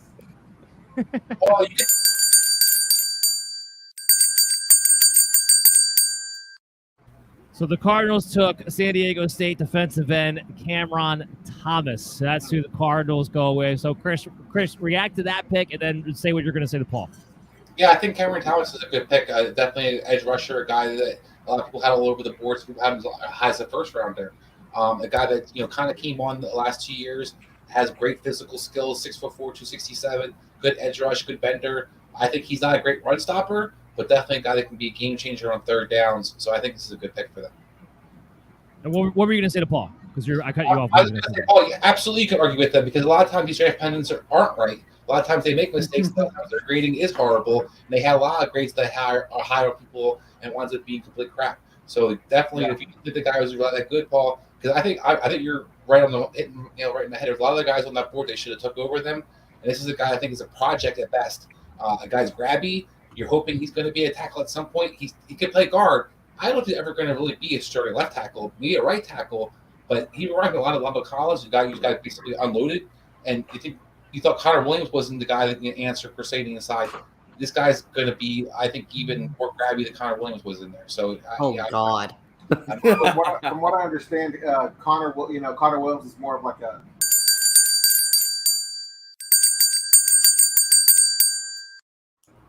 Was right. They did take Jalen Tolbert here. I'm going to say this real quick, and I'll kick it right over to Paul. We had to cut him off. I comped him to Michael Gallup. So very interesting that they actually wind up taking a Jalen Tolbert here. But, Paul, let's see your reaction. Yeah, I mean, I'm glad we got a receiver. This is not somebody I had ever thought we would take. I mean, being comped to Michael Gallup, we've already got Michael Gallup, and then we went out and signed James Washington too. So, I'm not really feeling this every pick as a whole. But hopefully he can do something. Maybe he can man the slot. Maybe he can be our yak guy, our big play guy. Because it'd be nice to have a Z receiver who can do a lot after the catch behind the line of scrimmage. Shane, what's your reaction, man? I'm also a Cowboys fan. I know some of you probably know the joke that I cheer for the NFL because I have 3 favorite teams, but I'm also Cowboys are one of those. I'm with you, Paul. If you're comping him to Michael Gallup, we've already got Michael Gallup. We've traded Amari Cooper for pennies. Why make this pick? Why not go get someone who can diversify the skill set? If you're going after wide receiver, why not diversify the skill set in the wide receiver room more than what you've already got? So I don't love it. From people. I'll jump in here real quick. Yeah, what if the idea is that they have Tolbert and Gallup on the outside to allow CeeDee Lamb, whenever they go to 3 receiver sets, to just be the slot guy, no questions asked about it? Does that make you feel any different about it or no? If you frame it that way, yes, because CD is so damn good in the slot. But to me, CD's good enough to play anywhere. I think we've kind of seen the trend where the best receivers on the teams are manning the slot more and more. So it would be nice to see CD playing more out of the slot. And having those speed guys on the outside, that would be nice because all I've been hearing all offseason is getting back to having a Dak-friendly offense or finding a Dak-friendly receiver. So if this guy that has that big playability, maybe he can fill that Michael Gallup role until he comes back from injury, because it sounds like he's going to at least be out until week 1. I'd imagine probably the first month of the season. When did Gallup get hurt? And he tore his ACL, right? I thought it wasn't against Towards the end of the year. It was Saints? it was around Thanksgiving time. Was it the Saints? It was somewhere, it was somewhere around there. But they gave him the big contract. The word on him has been he's expected to recover in time. But I'm gonna have to leave you guys there. We gotta get the next slate of guests on to close out the third round. I want to thank you guys so much for coming on. Paul, we'll start with you. Where can everybody follow you, and what's coming up next on your show? Yeah, guys, thank you so much, Dan, for having me on.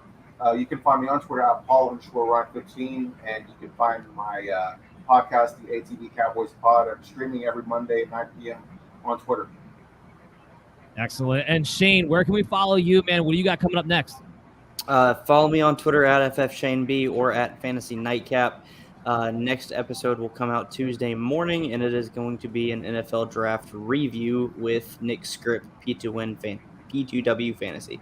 Excellent. Everybody make sure you're checking that out. Guys, stay tuned here. We're going to close down the third round on this show, so stay with the Belly Up Sports' MD's Fantasy Football Show draft coverage. We'll be back right after this. Do you have trouble waking up in the morning? Well, not anymore, because Invader Coffee is here to make you look forward to that morning sunshine. Rated one of the best, smoothest tasting coffees on the market today. Originating out of Texas, this rare coffee product is able to reach new heights in quality from its air roasting process, creating coffee beans with the most robust and smooth flavor you will ever find.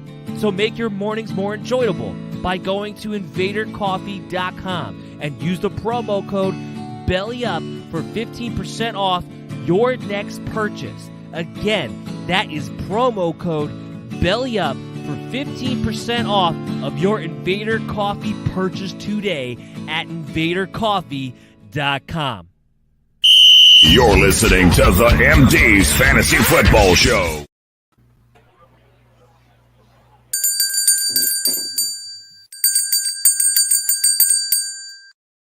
All right, well, we had two picks while we were on the break. The Bills selected Baylor linebacker Terrell Bernard, and then we had the Raiders taking Dylan Parham, offensive lineman.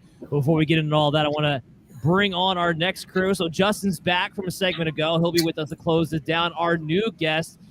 Now, is it – I want to screw this up. Is it like Joffrey from Game of Thrones? No. Just Jeff. Yep. Okay, Jeff Lambert. Because everybody, when they spell it your way, it's always pronounced like a little. Everyone does it a little bit differently. But I want to thank you for coming on today, closing down the third round with us. How are you doing tonight? I'm doing great, man. It's been a fun day two after a crazy day one. So it's a lot of fancy stuff going on tonight too. So yeah, I'm loving the draft so far.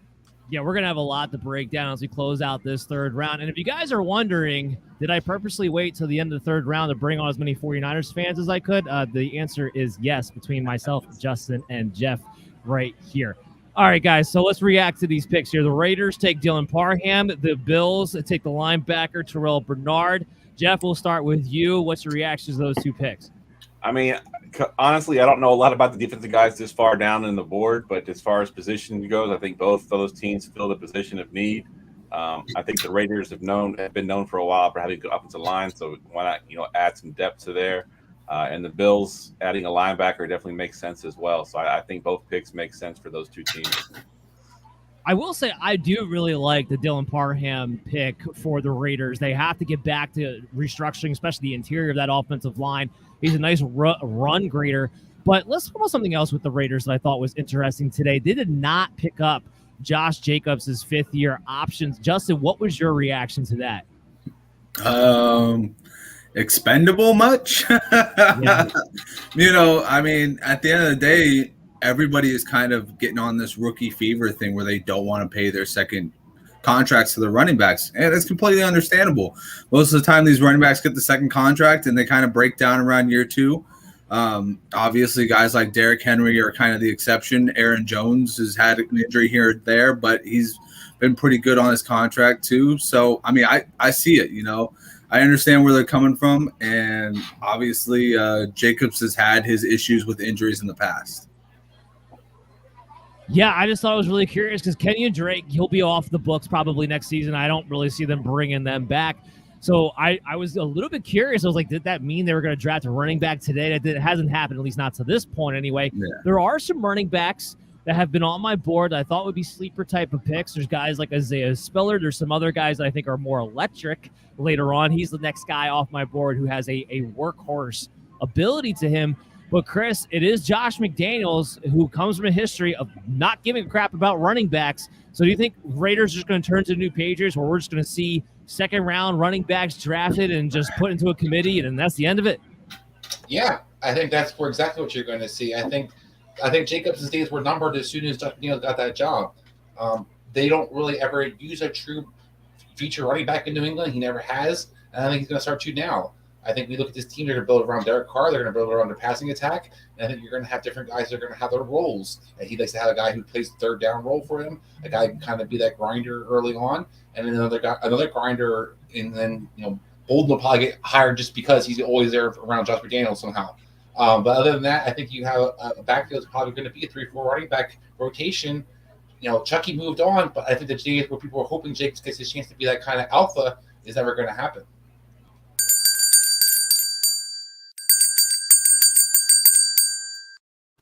All right, so speaking of running backs, Rashad White just went to the Tampa Bay Buccaneers, so we can talk about him, but we also had a second pick where the Packers jumped up and took offensive tackle Sean Ryan out of UCLA.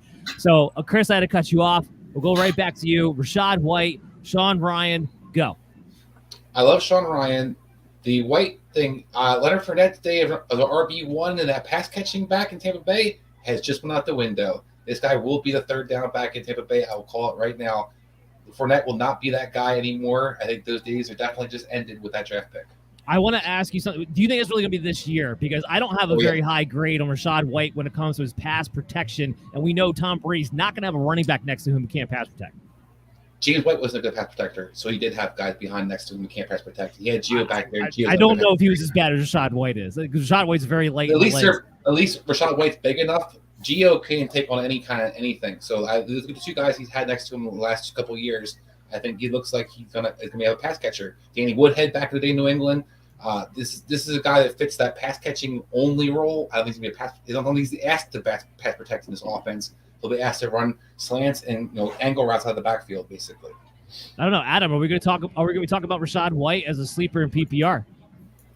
It very well could be. I think he could be what a lot of people were looking for in Gio last year, in that he was, in spurts, Gio could take that receiving role, but he never really got it enough because he wasn't much of an upgrade as a receiver over Leonard Fournette. This is different. This is an actual upgrade as a receiver over Leonard Fournette. And clearly Leonard Fournette is not in their long-term plans. This guy very well might be. Jeff, where did you have Rashad White on your board coming into the draft? Right around this area. Now, as far as fantasy goes, I had him as my RB4 or 5 in PPR especially. I think he is probably the best route runner of all the running backs that were drafted in day 2. I do think Rashad White fits with the Buccaneers, and his comp is sort of a James White kind of player, with Tom Brady there. I think he is I think he's going to be great in PPR. I think he's not going to ever be a workhorse kind of back, but in PPR, he will be solid. Yeah, they haven't really had that. Now, if he is able to get on the field right away, to Chris's point, yes, this definitely takes a hit to Leonard Fournette. I'm just going to have to see that before I believe it when it comes to pass, at least early in the year. A lot of times with these rookie running backs, what I will say, especially passing down specialists like a Rashad White, they can pick it up in a 4 to 6 week period, generally speaking. So it may not be long into the season before I feel a little bit more confident in it. We'll have to see. But to your point, yes. One thing I will say too, this signifies the official death of Keyshawn Vaughn. So if you were hanging on to Keyshawn Vaughn, he's pretty much done now. He has no use there anymore. Yeah, he never really got a shot. Go ahead, Chris. I was just going to throw one more caveat. Well, I agree with you. Usually, pass protection is definitely not a rookie's best friend in the running back position if they can't do so. The Tampa Bay team uses their tight ends a lot to block and has good blocking tight ends. So this is where you can kind of have a guy stay in the sense or help chip, and maybe that running back gets to run those freak routes as we saw in New England. Do we think Gronk's going to go back? I don't think so. I think so. Yeah, he'll be back. He just doesn't want to practice. Got 4 different answers. I love it. He just want to show up for the voluntary stuff. He's going to volunteer. And he doesn't want to get himself in trouble. If he's not under contract, he can't get in trouble for anything right now. So yeah, good point. Exactly. All right, Justin, the 49ers are going to be on the clock soon. What do you think? I wasn't thrilled with their first pick. Linebacker? Running back or linebacker? No, What do we Oh think? yeah. Definitely need another linebacker. Let's get another middle linebacker because we need backups for Drake Greenlaw now. I don't know, guys. Do you think Dameon Pierce would want to come down? Oh dear Lord, please stop. I will end this broadcast early if they take Dameon Pierce. God no.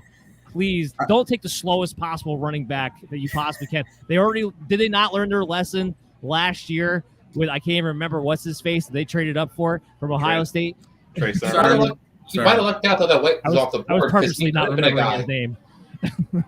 Was that I Chris? didn't make and I said, but you might be actually lucky that the White got taken off the board because that could be a guy that could be actually thought about for the. He would actually be a different running back than what we have. And he don't have a though. pass catcher. I know. That's why I'm like, that might have been a guy you actually were interested in, possibly. Yeah, but I mean, we see it from all the trees. Like they just do not. All right, broadcast over. The 49ers just drafted LSU running back Ty Davis Price. Yes. Yes. I love it. The only people God. laughing their asses off right now, the non-49er fans to your right. Oh on your gosh. screen. Oh Go my ahead, Jeff. God. Fire away first, and we'll go to Justin. Wow. I really thought they were going to go with a DB, either a safety or a corner here. I don't understand this pick. I mean, they do it every year, right? They take a running back pretty much every year. Oh my God. But I mean, we have what 4 running backs under contract right now because we still have Hasty, Trey Sermon, Jeff Wilson, Hasty, Elijah Mitchell, Jeff Wilson. So he's a practice squad guy. I don't even know much about him because I didn't scout him for fantasy purposes, so I don't even know a whole lot about him. Is he a pass catching running back? Could he be that guy? The only stats I'm getting on him right now is that he had his first 1,000-yard season this past year, 2021. He had a school record of 287 yards against Florida, and that's all I got for you because I didn't do any scouting on this guy either because he was not anywhere near my board. All right. Well, here's something crazy for you guys. Just throwing this out there. I don't know. There's David Bell out there. Yeah, that was a nice pick. Come on, man.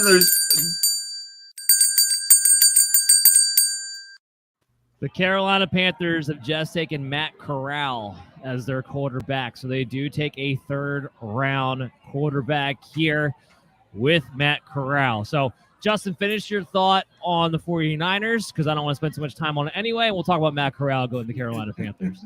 Yeah, I got nothing else to say. I'm just severely disappointed. For what it's worth, he had 28 career catches, so he's not a pass catcher. Adam, talk to me about Matt. More depressed. Adam, talk to me about Matt Corral on going to Carolina there. He's someone that I went up and down on all off season. I ended, at least relative to this draft class of quarterbacks, I ended with him kind of on the higher end. I think he's someone that in the right system, if Joe Brady was still there, for instance, who I think if you were able to structure, essentially dictate you were throwing here, he did a really good job when he wasn't forced to make decisions, when he was able to take his 2-step drop and immediately throw. I think within that type of system, he worked really, really well, i.e. his footwork was good. He was clean when he didn't have to think much. He's not someone who you can, let That's work. not what you want to hear. Your quarterback does not need to be able to think. No. You're saying he can't improvise? What?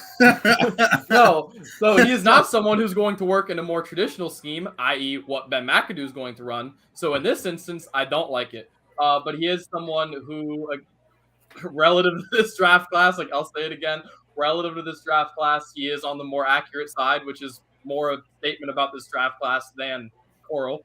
But nonetheless, I don't know. This deep in the class, and with Darnold being your quarterback, it's not the worst thing in the world, but I don't know. It's like a C plus.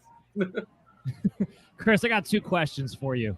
One will be the Panthers pick and one about the 49ers pick. So with the Panthers pick, Matt Corral, will Sam Darnold not be the starting quarterback? Will Matt Corral beat him out this year? Because that's going to be now the big controversy. Not week 1, but by the midseason, yes, he will. He's more athletic. He throws more catchable ball. He will actually get the ball to the receivers where Robbie Anderson and DJ Moore won't be sitting there like just wondering will the ball ever come to them again. I think that he definitely will be the starter by the end of the season. I tend to agree with that. And then going back to the 49ers, should people in dynasty leagues who have Eli Mitchell be concerned? I think that if you're a 49er running back owner, you should always be concerned every year. I think you just kind of cash in as soon as you possibly can. We've seen Raheem Mostert. You've seen Mitchell. We've seen all kinds of running backs come out through San Francisco since Kyle Shanahan's arrived there. As Jeff kind of pointed out, they draft one almost every year. It's usually in the second, third round. So, yes, I would be extremely concerned because you still have Trey Sermon who hasn't seen the field. You still have all those guys under contract. And there'll still be guys who will be cut or possible undrafted free agents. And we know Kyle Shanahan loves the undrafted free agent running backs. So put all those things on the table. I would be worried if I'm an Elijah Mitchell owner. Yeah, the more I look at this guy, the more he's pretty much a Trey Sermon 2.0. But anyway, all right, so everyone's going to be talking about the Carolina Panthers now. If Matt Corral is going to be the starter for long term, let's think long term because 2022 probably won't be that productive. Jeff, does this help DJ Moore get back on track at some point? Do you think this is the answer, or does this solidify DJ Moore having his fantasy value be limited moving forward? I mean, DJ Moore is the king of bad quarterbacks, right? I mean, he's had a great fantasy career with terrible quarterbacks. So I don't know if Matt Corral could be any worse than what he's had. So, I mean, why not, hopefully he's a little bit better. He gives him the ball, gets him the touchdowns because we know that's the thing he struggles with mostly is the touchdowns. So, I mean, maybe Matt Corral is better. Maybe he's not, but I'm not too worried about DJ Moore's value, really, because I don't think he's had a good quarterback his entire career. No, I don't think it's going to fall, but there is a ceiling that we know DJ Moore could reach if he ever has someone half decent to be able to throw the ball, especially when it comes to the touchdowns. That's what holds him back. He's always one of the most inconsistent receivers based on his target share because he doesn't find the end zone. What does this do for maybe some of the other wide receivers, for Robbie Anderson, for Terrace Marshall, Justin? Well, for Robbie Anderson, Terrace Marshall, for Robbie Anderson, you got to do what you did a year ago. Put this guy more in the slot. Stop running him out like he's running with Sam Darnold and the Jets. And just, work the short field, especially with Corral. I mean, just like how Adam was saying, this guy is a first read type of guy. So make his first read a good read. Don't be sending Robbie Anderson all the way downfield. Send him on a 5-yard slant, get him the ball in open field, and let him work. Obviously they got Christian McCaffrey back there. I don't think that tears up his fantasy value. But, I mean, we're talking about Matt Corral and Sam Darnold as your quarterbacks. Can we just erase Matt Rule as the quarterback or as the coach already? Can we just fire him tomorrow? Don't worry. Can we just say bye? Like, get out of here?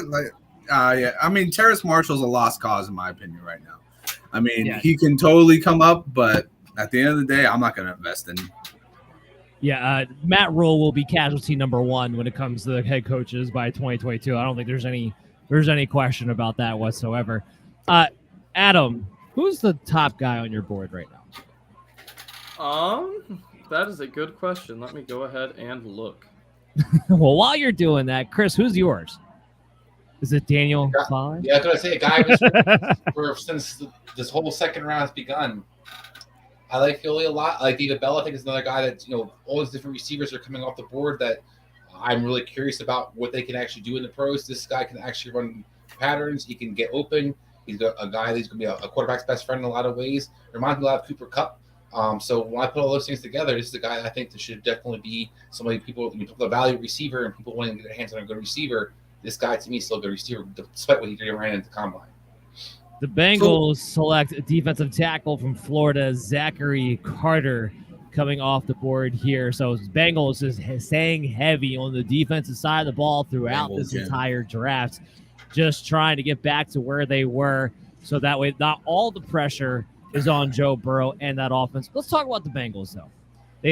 They made some adjustments to their offensive line. I think they improved it, not drastically, but improved it enough where if you're Burrow, you're not going to get sacked the most in the NFL, I would think, next season. Can Jamar Chase repeat in his sophomore year, or will he have somewhat of a slight downtick, more logically so, heading into his second year, Jeff? I think there'll be some regression. I do. I mean that Division 2 is pretty tough, defensively as well. So there will be some regression, but I think there could be regression and him still be a top, 5-ish receiver. When he was as good as he was this past season, I think in Dynasty, he's obviously the top receiver in Dynasty right now. But I think he can have some regression and still be a top receiver in the NFL. All right. And Adam, we're going to have a nice one for you.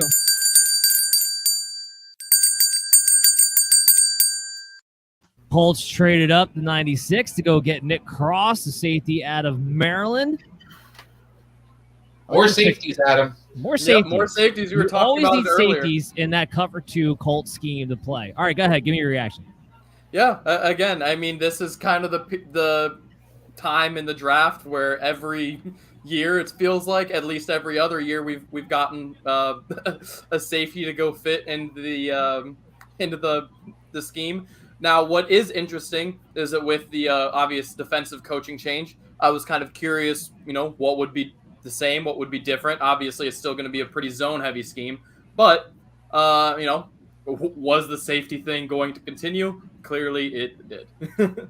As far as the trade details go, the Broncos decided they don't really care about anybody who's in the third round for this year, at least, because they traded for 179 from the Colts and a 2023 third-round pick. So that's what the Colts gave up to move up a few spots to go ahead and get Nick Cross. I'm going to put this out there real quick. So I've been asking, especially the fantasy experts that have been coming on to the show throughout the evening and yesterday, mostly today, though. Has there been one guy that was lower on your board but has risen up a drastic amount after being drafted where he did, location-wise, and also draft capital? For me, the answer to that question has to be Christian Watson going to the Green Bay Packers in the second round to play with Aaron Rodgers. Sammy Watkins can't get through an entire season. And while Christian Watson's a very raw receiver, do not get me twisted, the one thing I did compensate to that reminded me a lot was Chase Claypool. And remember, Chase Claypool had a hell of a fantasy year his first year. Why? Because his skill set is one that he can get down the field as a big-bodied playmaking wide receiver and win you weeks. And by the end of it's all said and done, wind up being an electrifying wide receiver too. Will he be consistent on a week-to-week basis?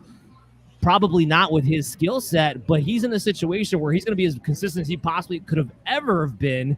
Now that he gets to the Green Bay Packers and could theoretically be the lead targeted receiver by the end. What do you think about that, Justin? I think that's a great comp for him. You're absolutely right. Claypool was not consistent his rookie year, but he had, I believe it was 2 games where he had 3 touchdowns.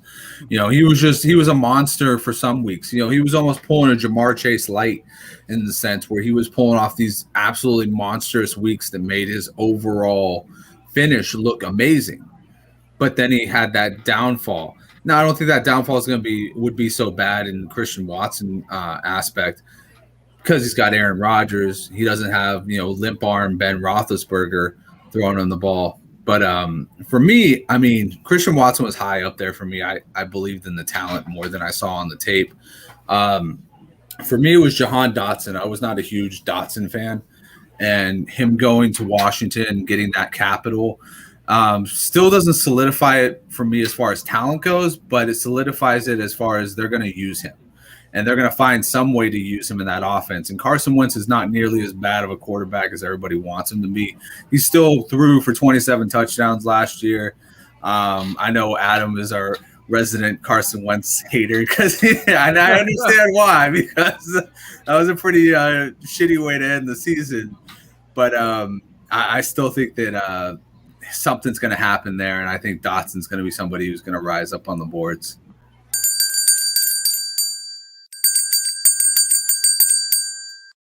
So the Lions go with Kirby Joseph. A pretty solid pick for the Lions here. Where the safety got some nice ball hawking skills. That's who they take with their third-round pick here.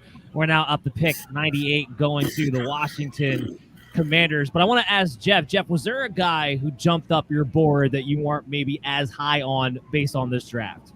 Well, there was two guys that I wasn't high on coming into the draft that have jumped up. One of them is James Cook. Went to the Bills as a third running back off the board. I did not see that coming. Spiller might go a little bit earlier than him, but with Cook going to the Bills and that potent offense, needing a little bit of a running game to keep Josh Allen from being the running back there, James Cook definitely jumps up. I think I probably have him as my RB3 now behind Breece Hall and Kenneth Walker. And the other guy is Sky Moore. I mean, he fell farther than I thought he was going to fall, but then he fell to the perfect situation. Going there basically to replace Tyreek Hill in Kansas City. I think Sky Moore's value definitely took a nice little jump. Yeah, let's talk about the Kansas City Chiefs. That's actually a really good one. So we're looking at their weapons. They got Marquez Valdez-Scantling. You have Travis Kelce. You're going to have Sky Moore now. What kind of a target share do we think he could actually look at in 2022? Anybody can jump in. That's a tough question because I don't know how, it's hard with rookies because you think that they can step right in and just pick up, but the jump from the NFL to the from the college to the NFL is huge, and getting that playbook down is going to be key, especially in an offense like Kansas City that's very, very pass heavy. They have run a lot of complicated schemes as far as their route running goes. So it'll really depend on how fast Sky Moore can pick up the playbook and gain Patrick Mahomes' trust as far as how he can get the target share there. What do you think, Chris? Yeah, I think Jeff made a great point. I think it's going to depend on how quickly he kind of gets acclimated to the pros. I think this guy is going to take, you're going to kind of want to see is this something he can kind of take ground running. I talked about it earlier. I thought it reminded me of Lyle Eskridge, a guy that I think is going to have a harder time to kind of find his role at year one because there's not a clear, obvious place for him. Travis Kelce's still going to be the top dog in that offense. You play MVS enough money to kind of be that deep threat. Juju's going to get a chance to kind of be a guy that underneath it as well. So when you kind of look at all the different mouths that are being fed, where does that really leave him? Is he a Mecole Hardman? Mecole Hardman was always a guy that every year in fantasy owners wanted to kind of hope was going to boom at some point, but never really did. I think he's more talented than Hardman as a receiver, but I think when you look at what your targets you're going to get, what you're going to see, it'll remain to be kind of seen. As for the guy who kind of jumped up my board fantasy-wise, I got to go with White. I was not a big White fan at all. It was the guy I thought was basically a glorified receiver, but he fell into the perfect situation where Tom Brady will use him as a glorified receiver, and that will be just fine for him in the PPR purposes moving forward. I thought he was a guy who was going to probably get drafted for a team that was going to have a struggle to kind of figure out how to use it properly. And I think now instead, I think he's going to have a clear role and has an offense that can actually feature him.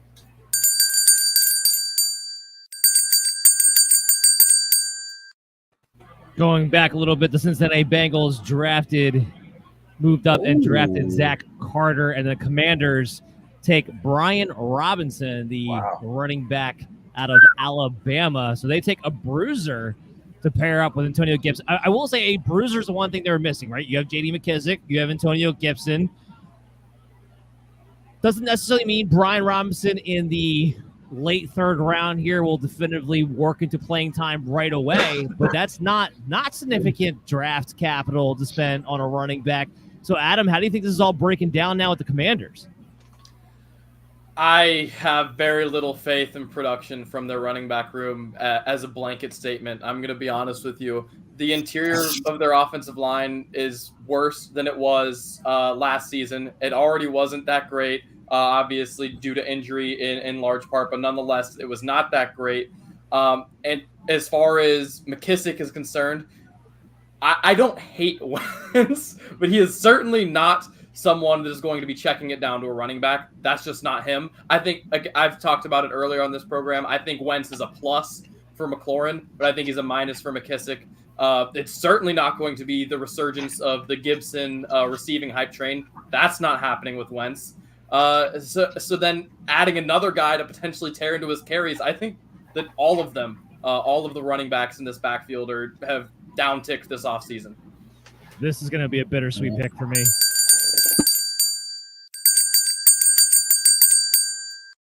The Browns have taken David Bell off the board. It's bittersweet because I love David Bell. I don't know why he fell so far, just because of his 40 time. That was never his big asset in college to begin with. He's a highly productive receiver, a great route runner, and he was just born to play the position. I love everything about him, but it's bitter because I think in a lot of ways he's kind of like an Amari Cooper who's already on the team, and he's not going anywhere anytime soon. So I don't know if he has an immediate role now, or if even if he does, then somebody's going to be playing out of position as a result. What do you think, Jeff? Yeah, I agree with that assessment right there, because I think the other guys they have on the team with Schwartz and DPJ play a different role than what David Bell would play if he was to be the starter. He is kind of the guy behind Amari Cooper, so I don't know if he's going to see the field as often as we would hope as dynasty owners. So, yeah, David Bell, tough spot for him to land there. But if Deshaun Watson, gets his stuff cleared up and he is playing there as a great quarterback, besides all the off-the-field stuff, maybe he gets a connection with David Bell, and David Bell, could be a good receiver. But yeah, right now I think it's tough looking at that offense to see him into a role right away. Oh, and let's think about that a little bit further. And Justin, I'm going to ask you this question. They get Deshaun Watson. They trade for Amari Cooper. Now they're going to draft David Bell. They have upcoming receivers like Donovan Peoples-Jones, but this is all on an offense that's one of the heaviest running offenses in the league. Kevin Stefanski, that's his background. That's what he does. Do you really think he's going to open this thing up enough for fantasy people like us to really be able to eat?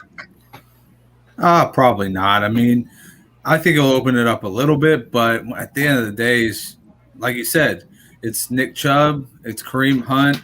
Deshaun Watson definitely adds a different layer to it, but they're going to stick with what they've been doing. They built that offensive line to be a run-blocking offensive line. So, I mean, I like David Bell, and I think that he has very Michael Thomas-esque traits. I think he's a great route technician. I think that you can throw him in different spots, and he can be a little bit more unique than Amari Cooper. I think Donovan Peoples-Jones is trash, to be honest. I think he is a one-trick pony that should be fucking ran out of town. But, for David Bell, obviously he's not the one-trick pony that they would need to replace him, so he probably won't be taking up those routes. But I would love to see him more incorporated in this offense. This is going to be one of the offenses I'm very excited to see, because Deshaun Watson is getting in there. And I don't know about you guys, but I would love to see Nick Chubb get the ball more as a passing running back, because that man is a freight train with the ball in his hands. And I'm just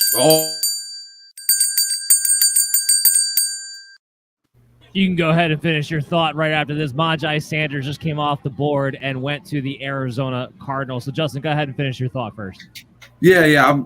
My thought was pretty much just I'm going to be excited to see what the Browns do with this offense, because it's just the great minds can adjust to everything that they have. And I think Kevin Stefanski has a great mind for offense. So I think that he's going to take in Deshaun Watson. He's going to take in all the talent he has now, and he's going to adapt his offense. He's going to incorporate more pass, but he's also going to stick to his guns and still have the run be predominant.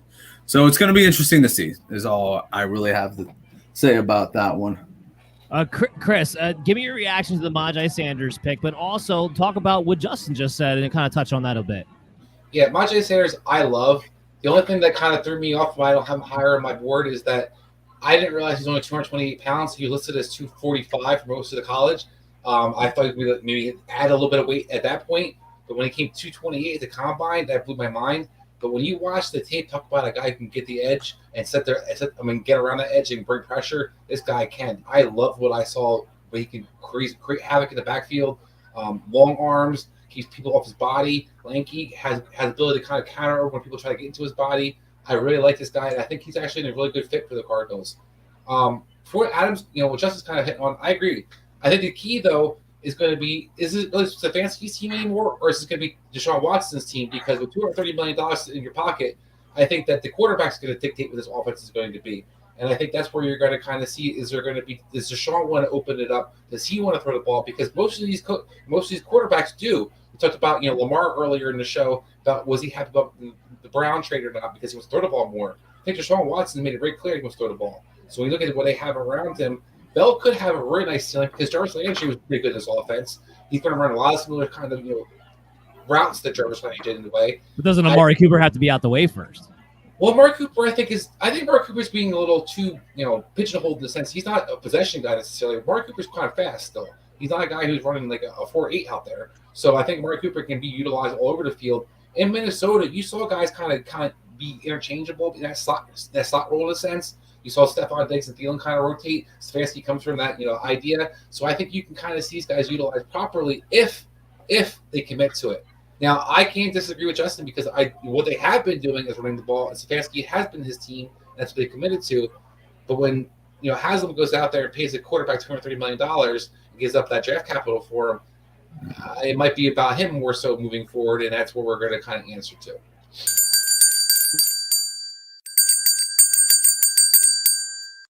The Jets can't quit the tight end position. They go with Jeremy Ruckert, blocking tight end out of Ohio State. So they sign E.J. Usama. They trade for Tyler Conklin, and now they draft a tight end here in the 3rd round. Jeff, do you want to give me your immediate reaction? Just real quick, I wanted to finish my thought on David Bell. I wanted to ask Chris because he seems to know a lot about beyond just the fantasy stuff.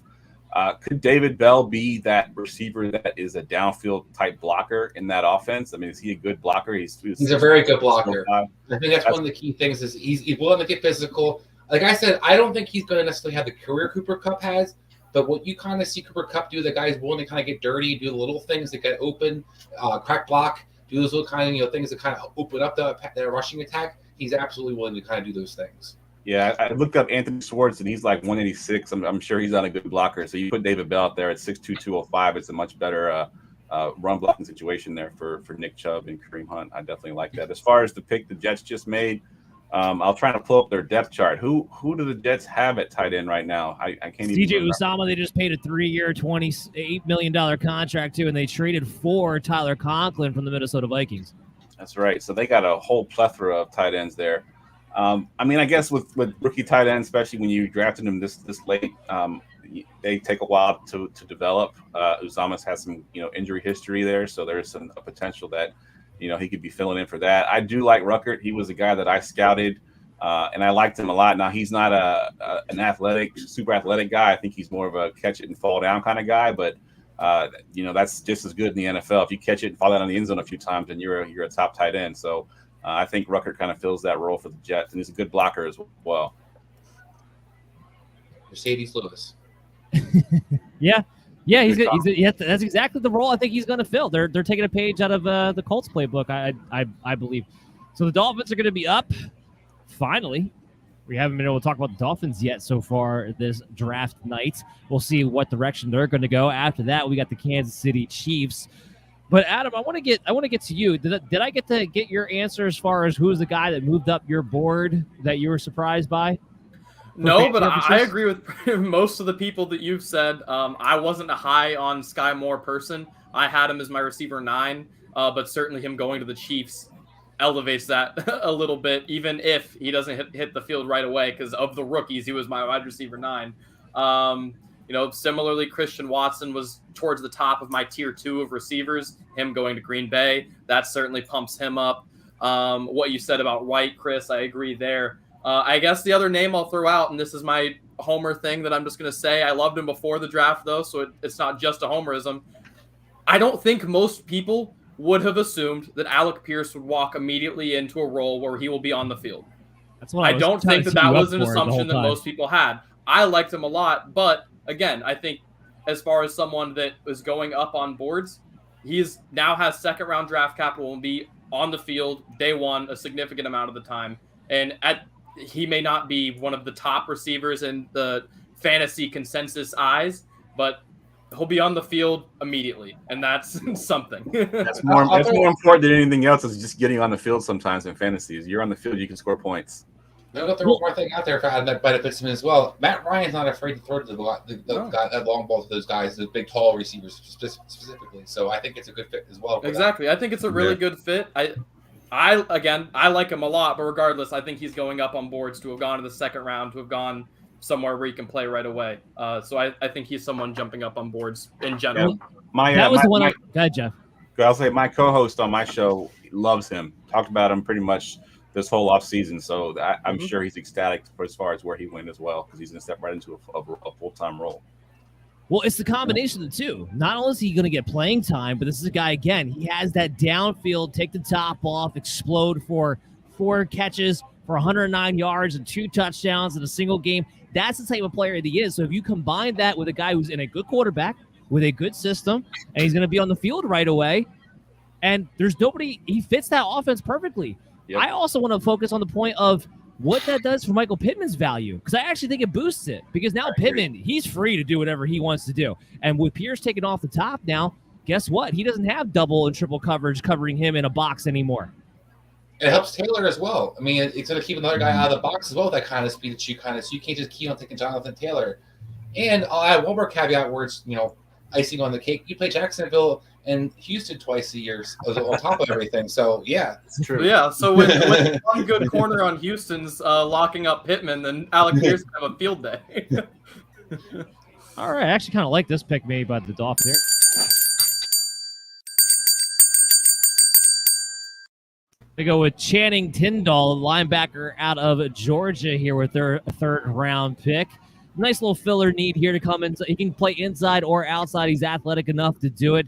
What's your guys' immediate reaction, Chris? My immediate reaction is, God damn, that Georgia defense must have been loaded. But you're taking like their 4th linebacker off the team. I mean, yeah. But it's a guy that I agree with you. Definitely a guy who can kind of service a serviceable role, a solid all-around player. I don't love him this high, but I think he's going to be a guy who's going to be on an NFL roster and probably, be a guy that can be semi-productive out there. Yeah, what the NFL is telling us is that Georgia could have played against an NFL offense. That's basically what they have been telling us throughout these first 2 rounds. Because, I mean, I'm thinking back to even the U days when they were super dominant and had, Warren Sapp and all those guys. I don't even think they had this many players come off in the first 3 rounds. As a U fan, it's not so much the players that came off. It's the fact that, like I'm saying, the 4th, 5th linebacker on the team is being drafted. That's where you're like, wait a minute, you're drafting backups on the teams. That's what's going on right now in the top 3 rounds. So that's where it's like, wow, I haven't seen that before. All right, the Chiefs pick is in.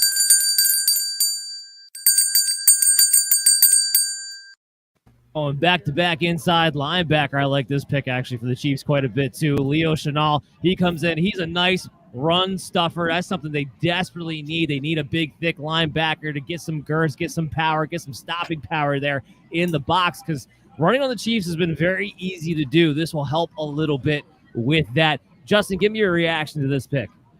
I wish that he had went to the 49ers.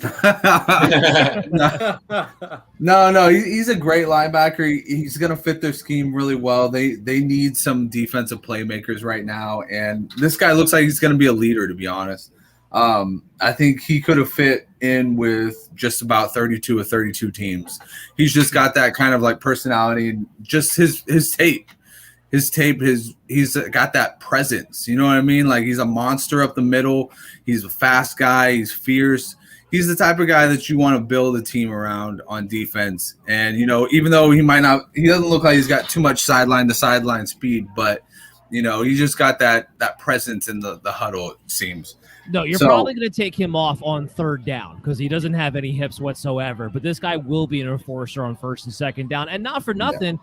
Wisconsin, they do a wonderful job of producing NFL pro-ready inside linebackers. Adam, you're nodding along. Go ahead. Yeah, no, I agree. They are everything run-related is what they do.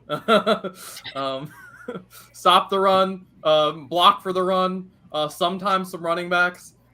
That's about it. That's what Wisconsin does. That's what Wisconsin brings to the table. So the Rams are finally on the board, and this is the pick that they would have taken Cole Strange for. Thank you, Sean McVay, for the soundbite of the offseason for that one. So let's go. Let's circle back around here. 49ers will be the last pick of the 3rd round. The compensatory picks will fill out at 105. Chris, who was the guy that came up off your board?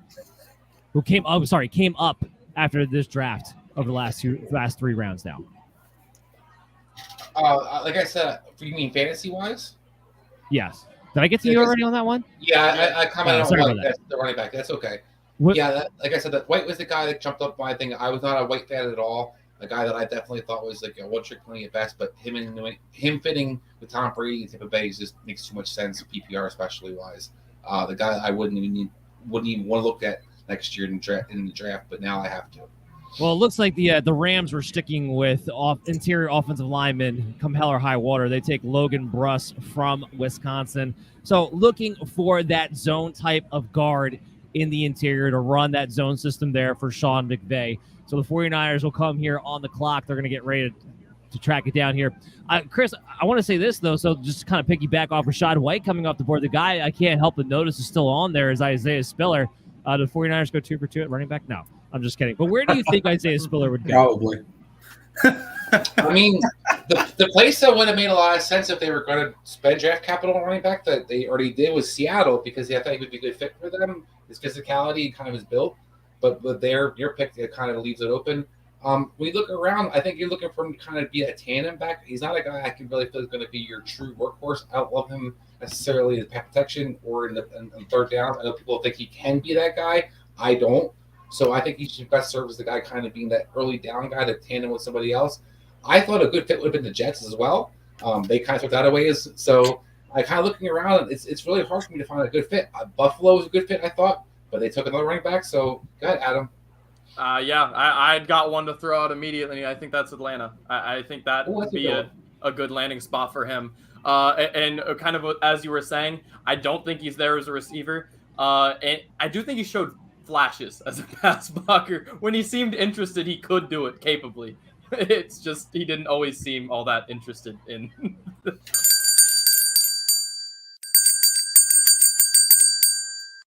So the last pick we're going to talk about, the San Francisco 49ers just took the SMU wide receiver Danny Gray off the board. So, Jeff, let's kick this over to you. What's your reaction to us taking a wide receiver, a speedster, but somebody, frankly, I had a 6th-round grade on? Yeah, I don't even think I scouted him at all for fantasy, so I know very little about this guy. You say speedster, so I guess we do need some team speed. So, if we're going to get a receiver, get a guy with speed. I know we were also looking at Velus Jones, who went a little bit earlier. I think he went to the Seahawks, but same guy. Yeah, it's basically the same player. Yeah, that's what I was thinking. That I know we scouted him, so I think Danny Gray. I mean, I don't know. Like, how does he fit? Like, I think we on defense here. I think we could have gone cornerback or safety here, but if we're going to go receiver, I guess this fits the mold that we need to fit on our team. So I'm all for it. He fits special teams. Yes, that's what he's there for. That's what he's going to wind up playing. It's a tough one for me because he is a really good athlete, but he wasn't that productive at SMU. No. He broke out 49 receptions, 800 yards, 9 touchdowns. He's what, 23, 24? Yeah, he's another old one. Nothing about this seems like a great pick to me, to be honest with you. Like an older prospect who didn't play that great at SMU is not. Yeah, I'm on the CBS site here, and they do an instant analysis, and they're like, "This is a little early for a one-trick pony." Basically what it is.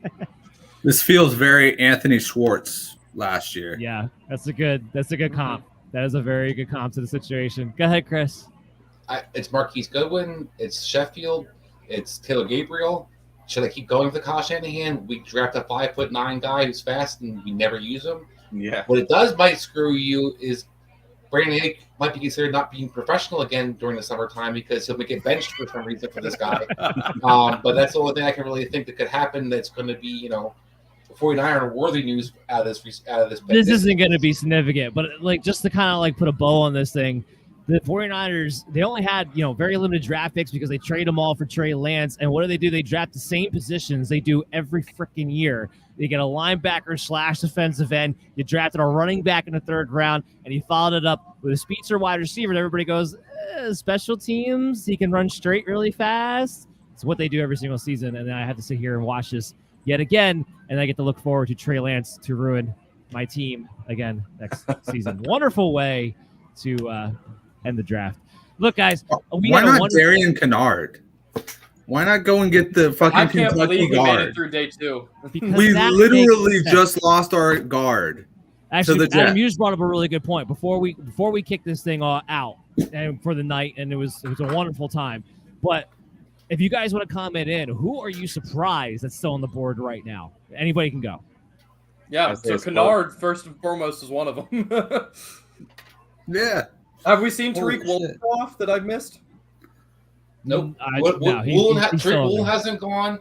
My boy Philly hasn't gone. Kennard hasn't gone. There's quite a few talented guys still on this board. I'll tell you one who I'm surprised by, even though I wasn't big on him, is Shakir. Shakir is still on the board. I kind of thought he would go around the same territory Sky Moore would. I mean, he's better than Danny Gray. So, I mean, speaking of people better than Danny Gray, if we're getting a fast guy, where's Calvin Austin?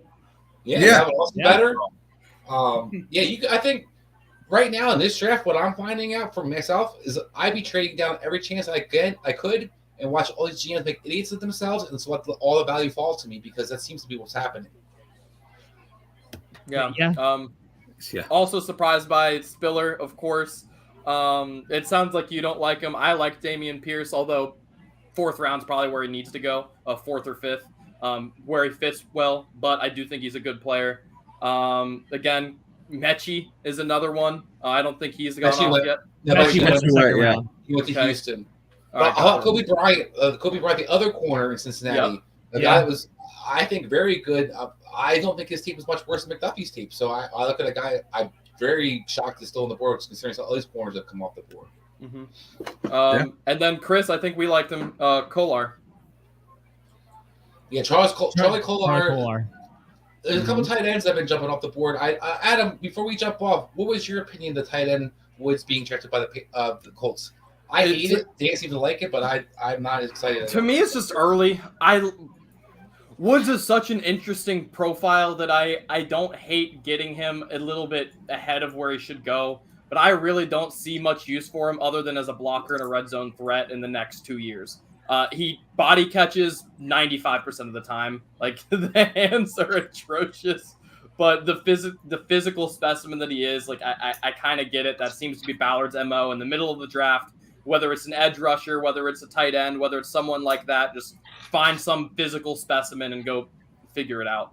Well, I think that's more. I like his talent. I think he's a physical specimen, but we already been screaming from the rooftops for 2-3 years now about their use of Ali Cox.